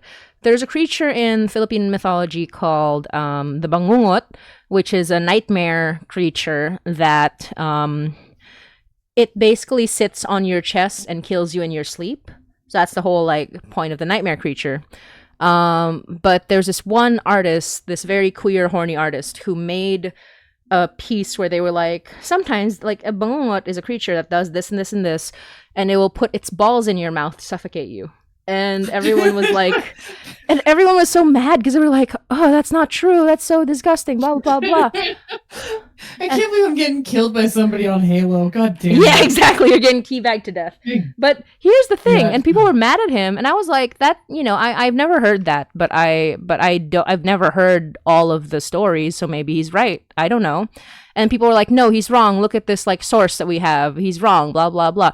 And then somebody had to come over and be like, actually, if you look at the same source that you just mentioned, there's a footnote. And in the footnote, there is a footnote that says, in some versions, the bangungot will kill you by putting its balls in your mouth. So he was completely right. It was just a different version of the bangungot. And I was like, see? Why are y'all It's so like, mad? We don't know. I can't. I'm just imagining being like, he does put his nuts in your mouth and you will die. So Yeah, exactly. I Like just he love that absolutely they come does that back shit. And and it's like, just you idiots. they were so mad, and I was like, no, do your fucking research, Yeah. because And like, and my this stuff goodness. is like so malleable. It's so Yeah, malleable. exactly. And it's like it's not even a matter of like it having no source. It's like there was a source, you just didn't read the footnote. Like Yeah. be There's more someone out there thorough. wrote this down. Yeah, somebody actually wrote this down and was like, yeah, in some versions this is what they say. And we're like, he was right. He was right. Yeah. Y'all were mad. And also, if I learned anything about like digging into monster stuff, it's that like there is no bottom sometimes to like the variations these stories can that can come out of these stories. Like one of the monsters we used in season 1 was this thing called the hide behind, and the hide Yeah. behind is a monster that is talked about in like logging camps. Mm-hmm. Like it was created by like basically like dudes working in the woods, and they would be like, hey, if you're gonna go out there and like piss on a tree in the middle of the night, this thing's gonna come up behind you and like kill you. Mm-hmm. Like the hide behind, it hides behind you and then it gets you. But the only way you could like but the way that they'd be like, they would be like, oh, you can keep it away from you is to be really drunk. So like dudes in logging camps would get like wasted, and they'd be like, can't get me now, spooky monster man. And I'm like, and I'm just like, that I love that. That's so it's hilarious. It's the concept of this, like, also they described it as looking like a dog, like a Mm-hmm. Labrador or something. And I'm like, the concept of like a Labrador walking on its hind legs coming towards me in the forest, and me being like, nah, I'm too drunk for you. Yeah, to get me nuh this." drinks, downs an entire bottle of whiskey. Yeah, it's like I pull like a Labatt Blue and I crack it open, and the thing's like, it got me again. Dang. Can't get you now. That's so Yeah, funny. damn it. I love it. I love it. There's so many variations on it. This is why you can Truly. make all of them lesbians. Yeah, So exactly, exactly. You got to make some sapphic monsters. I guess to get back on the topic of, what I've titled this stream, what monsters do you find adorable, attractive, and romanceable? I mean, like the obvious one is vampires, just due to the Is. fact that um because yeah. I'm trying to think through. I think Hmm. that like in the same like in the concept of like like things that like you were introduced to like young and you're like, I hope this doesn't awaken anything in me. I'm like I came across some stuff recently that like worked in like gargoyles and I was like, I'm into it. Gargoyles. Like Yeah, a you fan. mean the Gargoyles series or just Gargoyles in Well, general? like gargoyles in general, but then I'm like, well, I did watch that show as a kid and that probably didn't help. Yeah, very Because hot. yeah, because yeah, who's I'm like well like yeah, one of them was really hot. I think there was like that when I watched it again recently. I was like, oh, the rest are like old dudes, and I was like, never Yeah, mind. the rest, yeah, Yeah. that's true. The rest are very, And how you say, like, I mean, I found Goliath to be extremely hot because, of course, yes, yeah, Goliath. But yeah, yeah. sorry, go I'm on. like, yeah, just absolutely crush me. Like, it's just fine. He's giant. Hell yeah. I think I feel like I feel like I I feel like I'm like, what do I lean towards? And the answer is probably like tall and buff. I don't know, huge, just like big, like that kind of thing. Like the gargoyle. I don't Yeah, know what Goliath. Yeah, maybe yeah maybe no not centaurs. I have too many legs. Um, too many legs. Fair enough. no, I Fair just think of enough. the Brian David Gilbert line. Too big, too mean, too many Too hooves. many Um, hooves. but yeah, I think vampires is the easy obvious one, as shown by the fact that there's now just an entire vampire show. And the joke that Andy and I have had is the whole like, this is just the author's barely disguised fetish, and I'm like, oh, it's not disguised. Yeah, it's not Like, disguised at all. I'm not hiding anything. What do you think? I This got. it's Oh not my. subtext. It's just text. Yeah, exactly. It's Um, just text. I got a comment recently that was so funny. It was literally just that. They were like, I'm so glad to see episodes of the author's very barely disguised fetish. And Spotify, because it was a Spotify comment, like, did not allow it to be shown, even though I had liked it and laugh emoji at it. As the creator of the podcast, I liked it, but Spotify was like, no, we're not allowing how this. And I'm dare you? like, dang, I love it. Spotify, how could you silence both of us? How could you harsh my mellow like this? Exactly, because they were right. It was because the most recent Hainai episode, by the way, was episode 69. So Oh, we had perfect. we had to God. celebrate. Wait, will I ever make it to episode 69? I don't know if I will. Um, but if I ever do, maybe I add up like both Yeah, shows. maybe if you add up I start adding both the shows shows. together and we're like, technically this is episode Yeah, 69. exactly. um, but yeah, I don't know. I feel like I've gotten like sort of so recently into the whole genre and Mm. especially sort of like the romance aspect of it as well. Within the last few years as I've dug more into like like various writers and things like that. So it's uh it's something that I still feel like very much like on the fringes of sometimes and Mm-hmm. uh but I think that like again, that's fine. That's just everyone's that's where you have to start somewhere. Like again, like creating the community, like writing the stuff if you want to see like more sapphic romances and fan fiction. It's all about like where do you start? And sometimes you just start by reading a bunch of monster romances and seeing how it feels. Exactly. So Just like if you support the Pinoy Monster Horror Anthology, yay! yeah, you got it back there. You will find a bunch of romances. In fact, actually, I should bring up that the Pinoy Monster Horror Anthology is the fifth of five comics of the same vein. So the first four was the Pinoy Monster Boyfriend Anthology, the Pinoy Monster Girlfriend Anthology, the Pinoy Monster Lover Anthology, and then the Pinoy Monster Lover Anthology After Dark.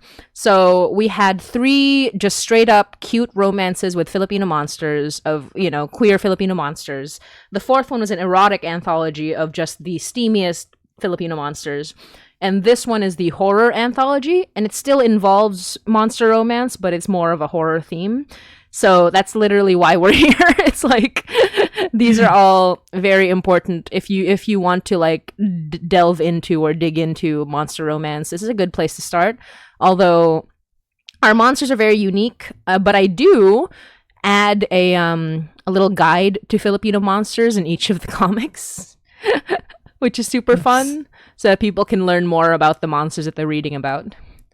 Teehee. Well, I think that there's such I think this is the kind of thing that like the funny thing is that for a lot of the place where I started like really digging into like what lots of monsters was actually the video of the guy breaking down all of the hottest Castlevania monsters. Yeah, he hell was yeah. going through all of these, and the video is very funny and very very good. I love it.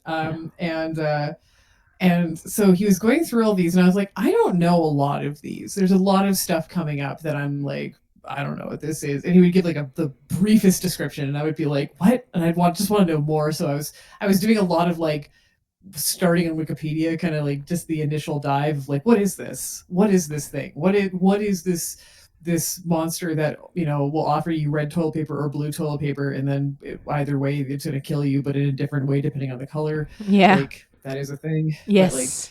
But, like, it's from Japan. And yes.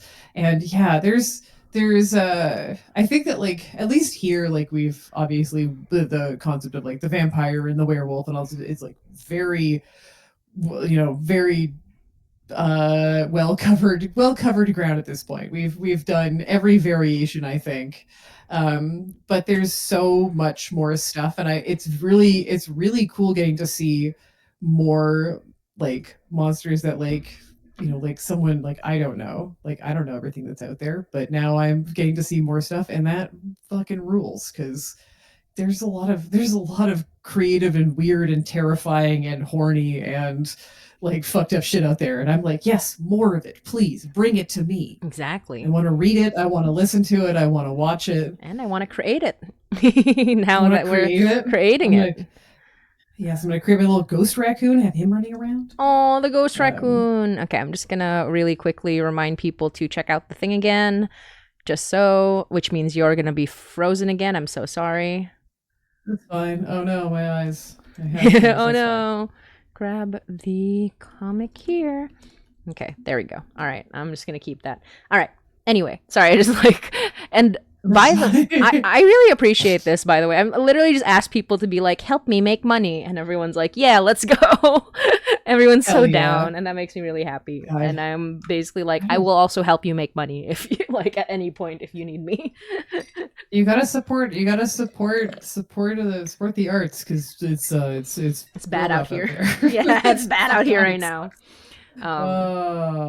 But yeah, for those who are watching, if you like monster romance stuff, you can literally get all of our previous 4 comics either in digital form as a bundle or physically, especially the erotic one. That was so popular that I ran out. Like I printed 300 of those bad boys, and they're gone. People want sexy monsters. Yes, and I've been thinking a lot about that, of like why? Not in a judging way, just in a like why? Like I'm curious. Like what is it about monsters that just make people kind of go a little bonkers in a good way? Have an answer.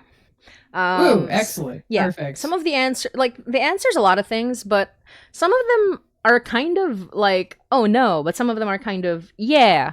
So here's a fun little insight.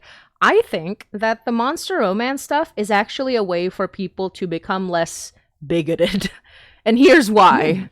Because when people have like kinky stuff, when they kinkify real people, it's a problem. It's a big problem. You're like, you know what I'm talking about? It's like, yes, this is based on your like this very sexual thought is based on your very clear preconceived biases of certain people, and that's bad. It's Orientalism, it's, you know, racism, like a lot of that.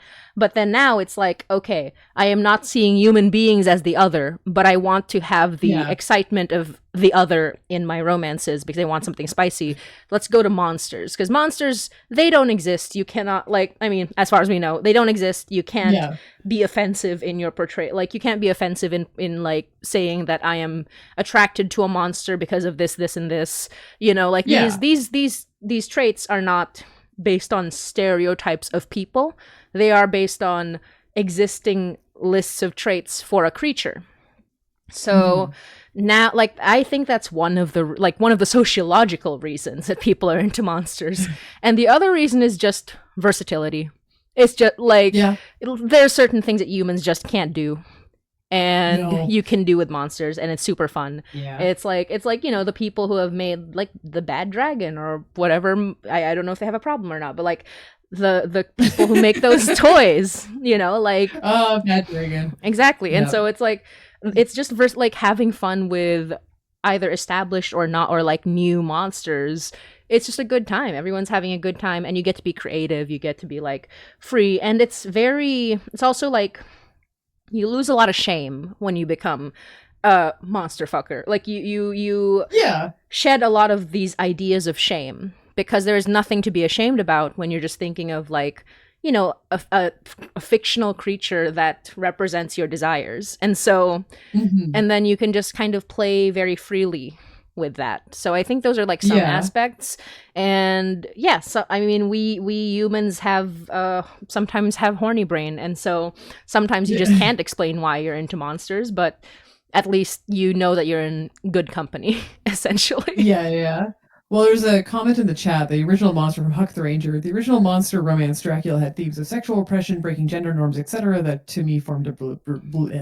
blueprint. And yeah, I think that like there's something that you're able to do with a character that is a monster versus like an actual human when it comes to things like breaking down norms, things around kink, I think is like a big one Mm. because again, like humans are kind of limited. Yeah. Humans are limited by like there is only so much that like a body can do. Hmm. And that gives a lot of space to create something completely otherworldly and to dive into things that like are just physically impossible. And yeah, but I think a lot of going back to that like that comment, yeah, the thing about getting past like sexual repression and breaking gender norms. I think that like those things in there, like for lots of people, can be really scary. Hmm. And the concept of doing that, like of like pushing past these rules and these norms that have been set on you by your family, your community, your culture, whatever, can be like your religion can be terrifying. And there is a thrill that comes with having this creature that comes to you in the night and breaks you out of there in one way or another, Hmm. whether Exactly. it's by like you swoon and they have this like like this irresistible aura around them, or it's just like yeah you just they're just yeah they just win you over somehow with their I don't know impossibly hairy chest. I'm just thinking of the Wolfman. With their great size and strange proportions and impossibly hairy chest. Yeah, And yeah, and also too this like the feeling of like somebody who is in like lots I think in lots of these things like so much bigger and stronger and like physically just more imposing than hmm. you. It can be intoxicating in that way of like both it's kind of terrifying at first. It's also very it can feel very tender to have something who that's like so much bigger than you that like Yeah, cares for dangerous, you. something dangerous that's like Yeah, it's dangerous in a lot of ways if you're getting into yeah. You know, it's so funny that monster loving is less problematic than people who are into serial killers. But the same rules God. apply, I feel, like, other than the fact that, Yeah. like, yeah, like the same rules apply. It's like someone dangerous, blah blah, you know, like horrific, could be like could kill you but would choose to like fall in love with you. It's Yeah. I It's like the benefit is it's there, well yeah. That's something that kind of like on Woodbine that like when writing these characters, I'm thinking a lot about like the concepts around like consent and around how like these relationships work when you suddenly have all of these like different like issues arising in them. Like now you're both now you both drink blood, now you're both immortal. What do you do? Oh my god. Also, oh my boss turned me into a vampire. Thank you. That's very cool. Yeah.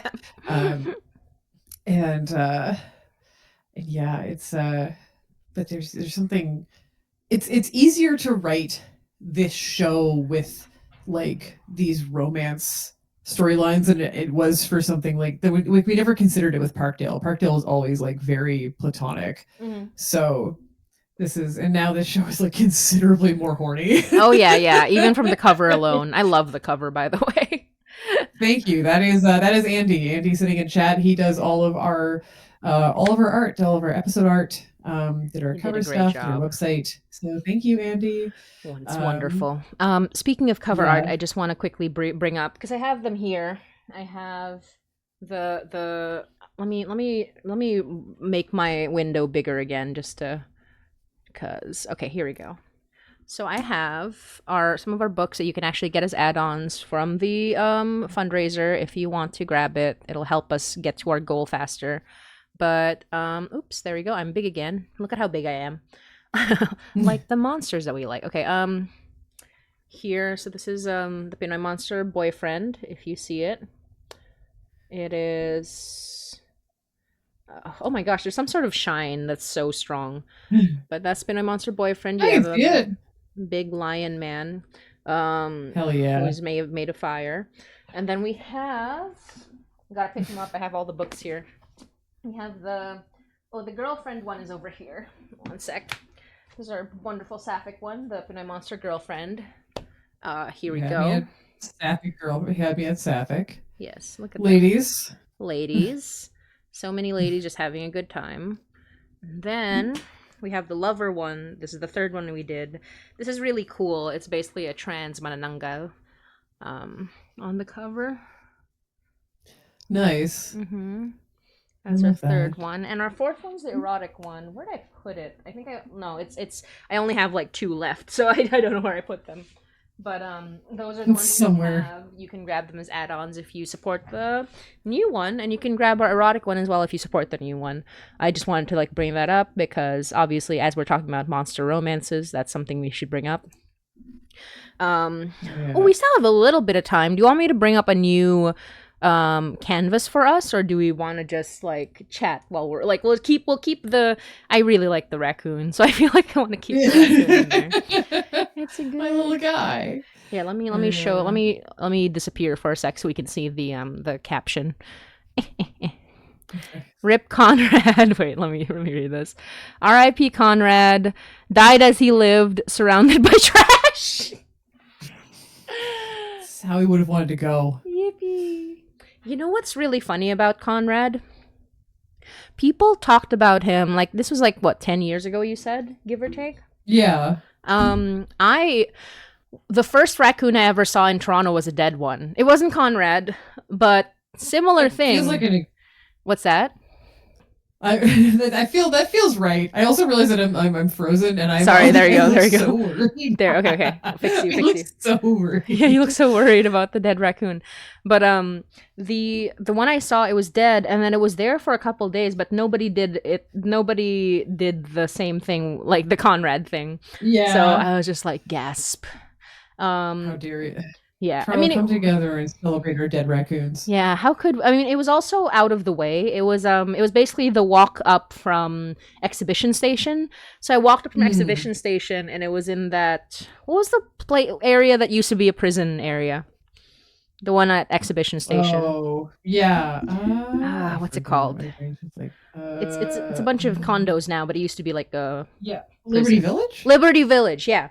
So it was like right up on the walk to Liberty Village between like exhibition station. Somebody did like I saw it on the road, and then the next day somebody had moved it to the sidewalk, and then it was there for maybe 4 days, and then it was taken away. So I didn't think it was like probably just Yeah, not that long feels enough. right. But that That was the feels first right. raccoon I ever saw, and it was dead. Oh, God. Uh, I I maintain that like one of the like things that I experience a lot in the city is like if you're walking down the street at night, if somebody sees a skunk, you either they warn you or you warn them. Because there's a lot of skunks out here. So Yeah. the city is kind of wild. Again, this is why I think that Toronto is really fun for setting stuff in it. I know that Yes. Toronto is played like Toronto is Toronto for Chicago, Toronto for New York, Toronto for London, like a lot, but like Toronto itself is such a like weird place. There's so much nature here too. Yeah. People, I need to set something in the ravine system. There are all of these Yes, the ravine systems through ravines. the city, They're so just and they gigantic. yeah, they're huge. You can just be in the ravines. They have like we have like coyotes and foxes and deer and like all of these animals just kind of everywhere. And I'm like the ravines would be a great place to set something. It's true, And yeah. the ravine the ravines, Toronto Island. I have like a list of places in the city that I want to set stuff. Yeah. Yeah, Toronto Island is we did Toronto Island in season one. I Ooh. did get to do in season two finally something I've been wanting to do for 2 years, Uh-huh. which was set something at the fountain at the Eats Center. Um, which The which came about fountain. entirely because right, I think we were still working on Parkdale maybe or just finishing So it, and I was funny. like, I messaged Ian and I was like, "Hey, how would you do the sound design for the fountain at the Eaton Center firing blood everywhere?" Hell And yeah. he writes me back this like full breakdown, and I was like, "Great, I'm gonna remember that." Um, and then like several years later, I was like, "Guess what?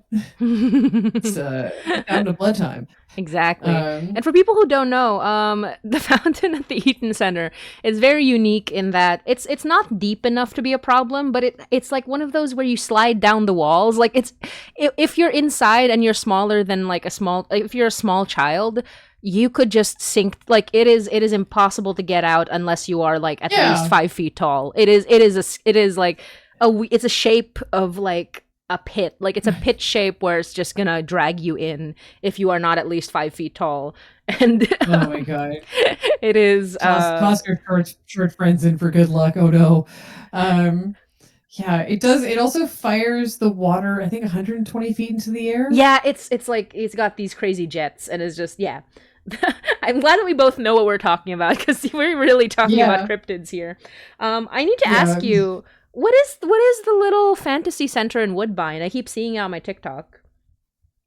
The fantasy center It's like not a in fantasy. It's Woodbine. like a little. It's a teeny tiny. In the Woodbine Center, there is a small like a fair, not a fairground, but it's like an indoor. There's an indoor. There are a bunch of rides, and then there's a bunch of like. Let me try to find it. I keep seeing it, and people are like treating it like sort of like it's almost completely dead, even though it does run Oh, sometimes. a fantasy fair? I think so. Yeah, Woodbine Mall and Fantasy Fair. I keep I've seeing actually videos never of been it. to this. You, this is the most This is iconic Woodbine this is over thing. in Etobicoke. That's why. Woodbine Center, Yeah, yeah. Fantasy yeah, Fair. You should write yeah. about No, that that's yeah. because, I like, should. Yeah, I if you should. have a podcast called Woodbine, it's the one thing that keeps Yeah. popping up when you search Woodbine.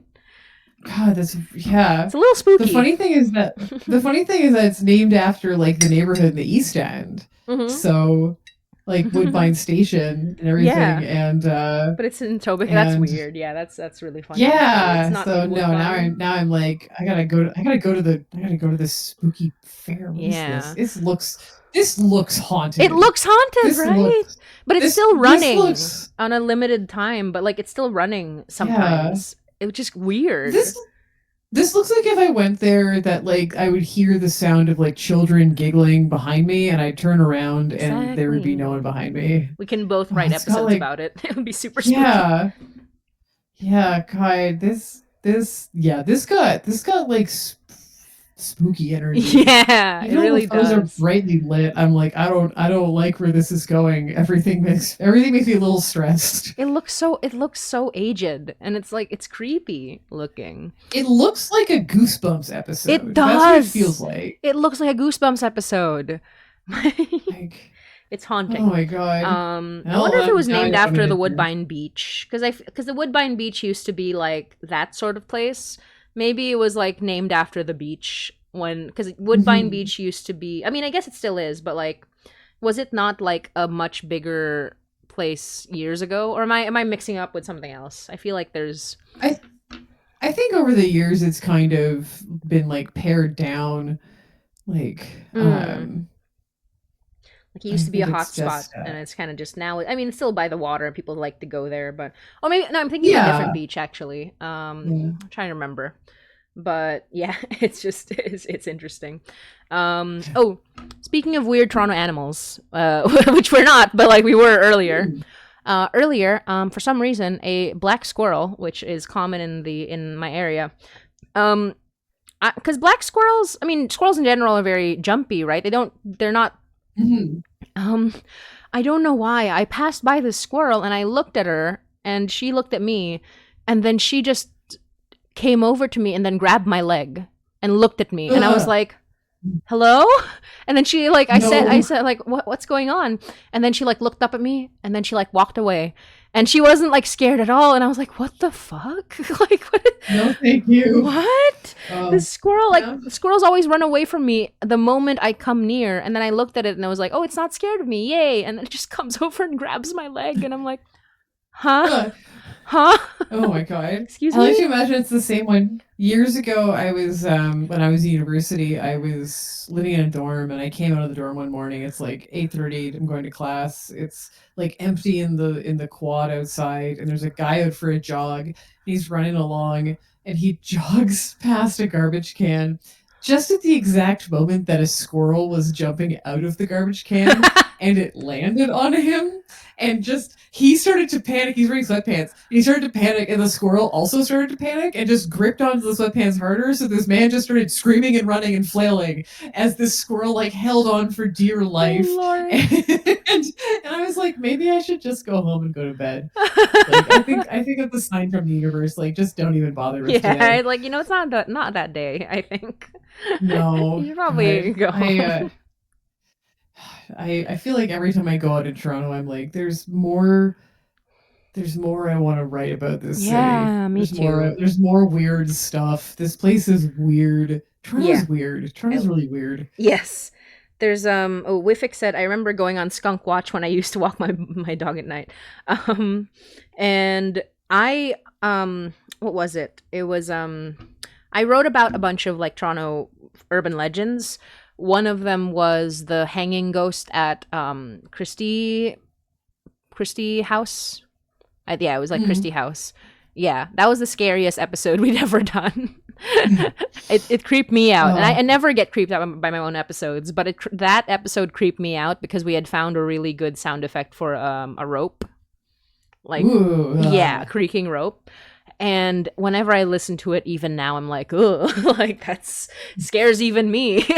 And I made that thing so spooky. I've had those moments. I've had those moments with Parkdale and with Woodbine where I'm like, this is uncomfortable. Yeah. I think the funny thing is that like there's stuff coming up on Woodbine that I'm like really excited to talk about in the context of like how much trust you have to have in the studio between like your actors and like for myself as a director and also like as an actor in the scene sometimes. Hmm. And to have these like really really intense scenes that just that just can be so so much to do. I'm trying to like think of a way to talk about this that doesn't like spoil the episodes Oh that are yeah, coming up. absolutely. But it's yeah, part of the fun about playing a monster is that there are times that you can be truly terrible and you get to like really really dive into that fiction and be that person. But the nice Hmm. part is you get to turn it off, which is great. Yes, exactly. Um it's really fun because our two sort of villains Hmm. are played by two of the nicest people Yeah. that I know, which is amazing. They're so lovely, Jay Stroutman and Rob Diabald, and who are so lovely and so talented and just played such bastards on the show. Um, that it's there's I keep bringing them in, and I would bring them in, especially Rob. I'd be like, hey, get in the booth, and I'm gonna give you the worst shit to say. Just get in there. You're gonna say just some absolute garbage that's so awful. And I remember I kept like reacting and going like, ugh, ugh. Like after he would say stuff, he'd be like, "You wrote it," and I'd be like, "Yeah, I know." And like, dude, it's disgusting that you read it. And and after at one point I have this file somewhere where he goes, I like went like yuck like after a line, and he goes, I know I'm doing well because you react like He that. said yuck. Yeah. um I yeah, weird if you're going yuck, then I did a good job. Yeah, exactly. Weirdly, I mean, I also have had like really sweet like people play like terrible people, but weirdly I never get affected by the bad stuff. I get affected when I write something sweet and cute and then have somebody read it back and I'm so embarrassed with myself. I'm like, these two It's people weird are being romantic and I'm like, oh my god. Like when I hear, I because mean, in a positive and negative way, I'm like, my body is just like, oh, I feel oh so my like I'm god. cringing at myself, but also I am emotional about the characters. I'm just like, they're so cute, but oh my god, did I write I that? Ugh. we just did a sexy sword fight scene in an Ooh, episode. So if you're a sword lesbian, sword please lesbians. please come on out. Come welcome to Woodbine. We have sword lesbians. Exactly. Um so I wrote that scene. The funny thing is, when I wrote that scene, I was Emily and I were doing like a writing retreat thing earlier this year, and I was like, "What are you working on?" She's like, "Very intense scene between Grace and Lennox. What are you working on?" I'm like, "Horny sword fight." Horny sword fight. Um, and yeah, and so like I write it, and I'm like, "Yeah, hell yeah!" And then I'm like, "Oh God, I have to say this stuff. Yeah, you have to I have to say say and this listen stuff to it to and Emily." yeah, Yeah, exactly. so, and it's also too, the characters are they're in a sword fight, so you have to be moving and active to make it sound like you're doing that. So we have like baffles between us. We're in the studio, so we don't see each other, but we each have a pencil, and we're like jabbing it into the air like in front of us, like trying to to pretend like they're swords, while also just saying horny shit to each other. And I'm like, what am I doing with my life? Hell Like, how did yeah. I get here? Hell It was great. yeah. It was great. It was very fun. It was I think that I don't know if I could have done it with somebody else, so bless you, Emily. um but That's but so yeah, cool. it was, speaking of trust, God.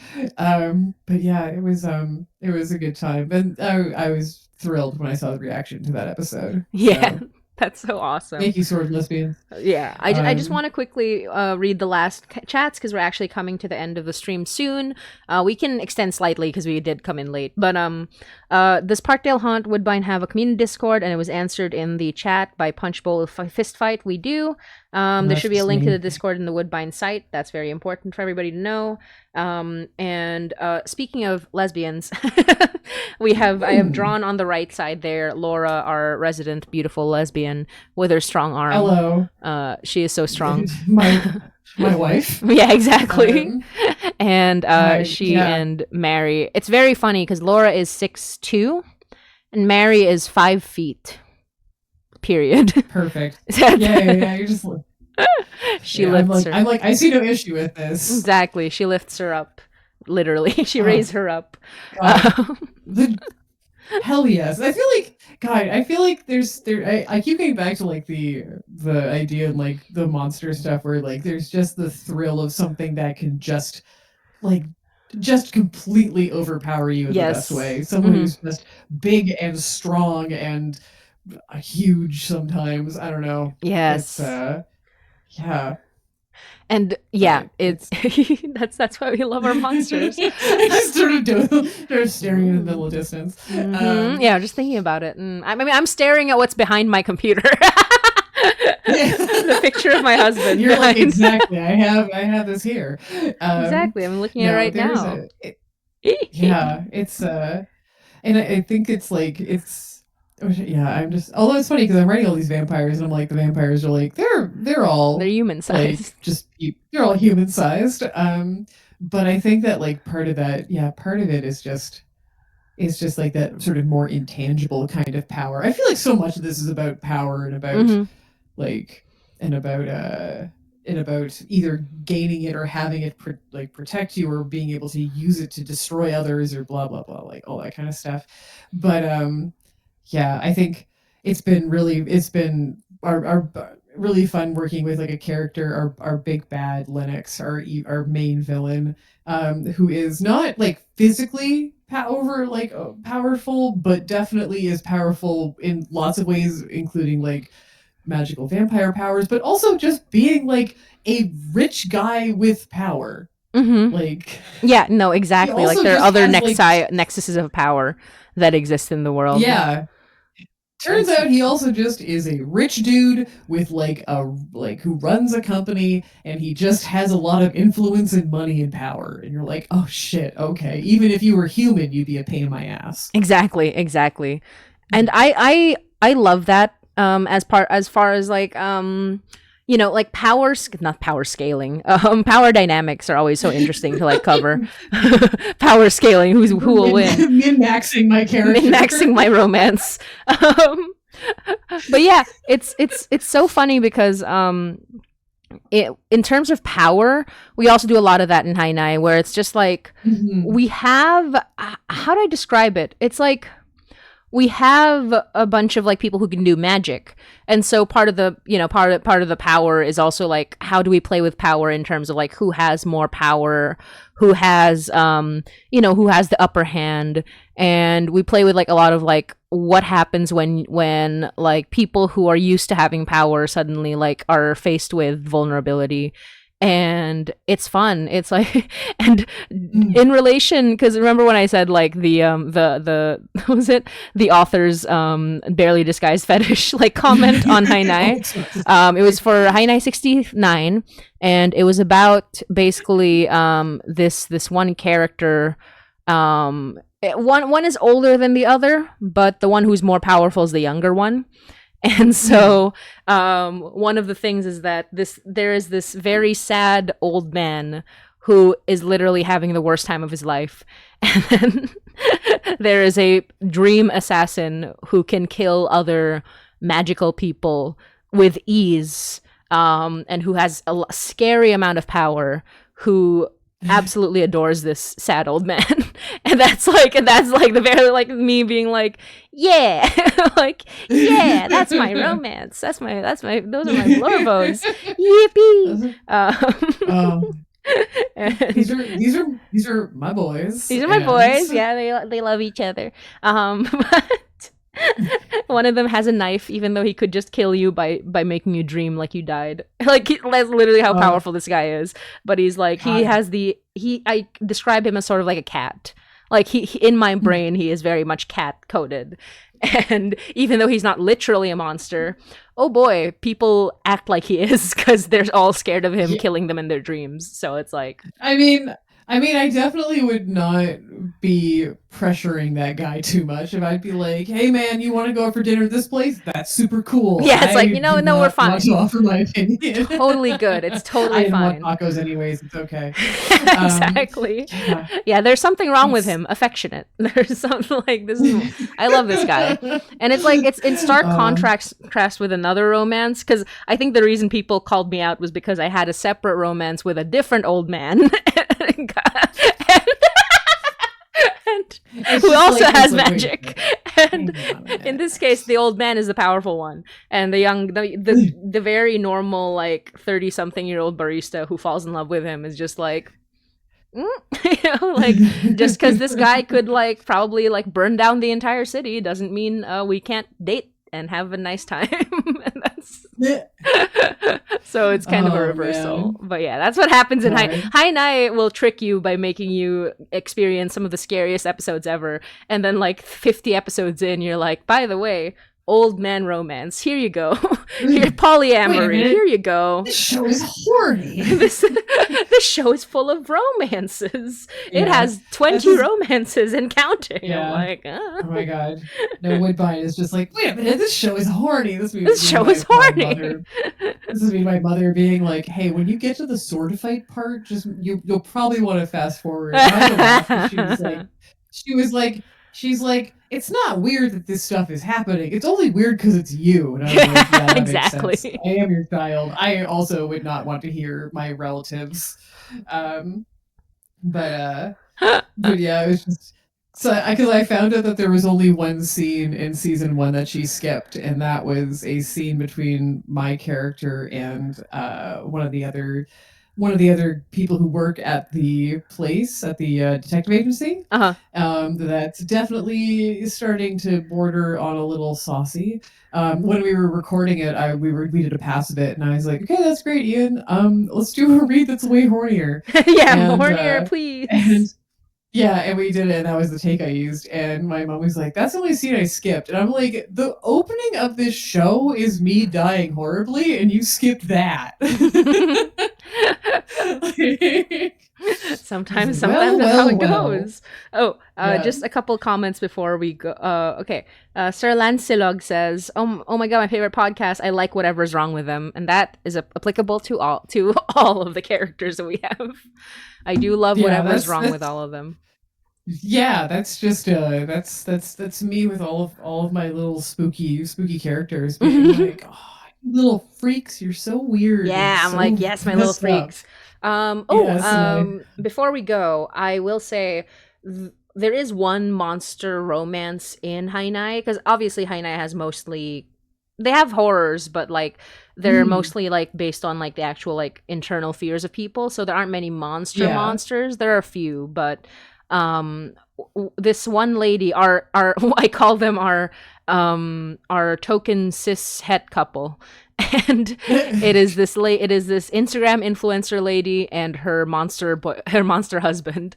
And I've drawn him on a stream before, but he kind of looks like this. Just very quickly, I'm gonna give you a little bit of a taste of how this guy looked like, and it is a fun time. It is just here he is. He's like, look at how friendly he is, like that. And then we just take this and then we melt him a little bit. Perfect. Yeah. He's called the red-faced creature or the loving husband. Those are the two names by which he is like referred to. And I like how it's like on this. I have the stream up, but I'm like watching it on the iPad. Like, yeah, right. I mean, there you go. I'm like watching it on the iPad. Let me give you a bit more. Hey man, if he's having a good time, I am here for it. Yeah. He was a bit too. His wife. He's a wife guy. He's a wife guy, exactly. And it's really cute because like he used to be like the super hot, like, you know, charming like magician guy who like was really like everyone loved him. He was like kind of the hot shit. But then when he met his wife, who was at that point like this like mousy, very unassuming but very ambitious woman, he was literally already engaged to somebody. This was like back in the 1920s, 1930s. He was literally already engaged to somebody, and then he saw this woman who was like, you want to trade, like, I stole this magic from somebody, you want to like, yeah, I stole all this information, you want to have alliances because we're looking at a magical civil war about to happen. And he's like, damn, that's really sexy of you. And then he like drops his fiance and is like, I'm gonna marry you instead. And then he straight up is like, his wife is used to be like this. Obviously now she's like pretending to be an Instagram influencer. She has to be like social and whatever. But back in the day, she was a misanthrope who liked machines. So she is just like, she hates people. She is like a mess all the time. She is like working on her projects, and he's like, that's my wife. I love my wife. she's like so fucking like not about it. Like she's like, ugh, you know, like she doesn't like people. She's just like she never like dresses up like for many years. Yeah. And he was just like, mwah, this is my wife. I love her. She's great. She's the best. And then he gets into this experiment where he becomes a little too cocky. and he explodes. He magically explodes, and he ends up being this horrific, like, red-faced creature that's very drippy and very like his soul is barely hanging onto his body, and he doesn't even talk in normal sentences. He just laughs, and and his wife was like, oh yeah, sorry. It's very like, would you love me if I was a worm? Would Exactly. you love me if I was like mostly a melty face? Yeah, it's like, would you love me if I was goop? And she was like, oh, Yeah. my husband who I love, like, she actually genuinely loves him. And so she had to, like, when, like, you have a couple where one of them is always in charge of the social battery, and then that person can no longer do the thing. That's why she became like, okay, I gotta actually be like the face of this couple. And that's kind of their whole dynamic. It was like, she's still kind of misanthropic, but she kind of just, filters it through, like, pretending to be sociable all over Instagram. And, like, so Right. that's them. My Ideal, sweet goo boy. yeah, ideal hetero couple. That's who they are. Or their sweet goo husband. But angry woman goo man. yeah, exactly, exactly. But yeah, okay. Yeah, I mean, it's already 10:10. I don't want to keep you for too long, and I also gotta go into work tomorrow. Ew. But yeah. Oh, same. Yeah, oh god. ew. Unless you're my boss, and you're watching that. Yay.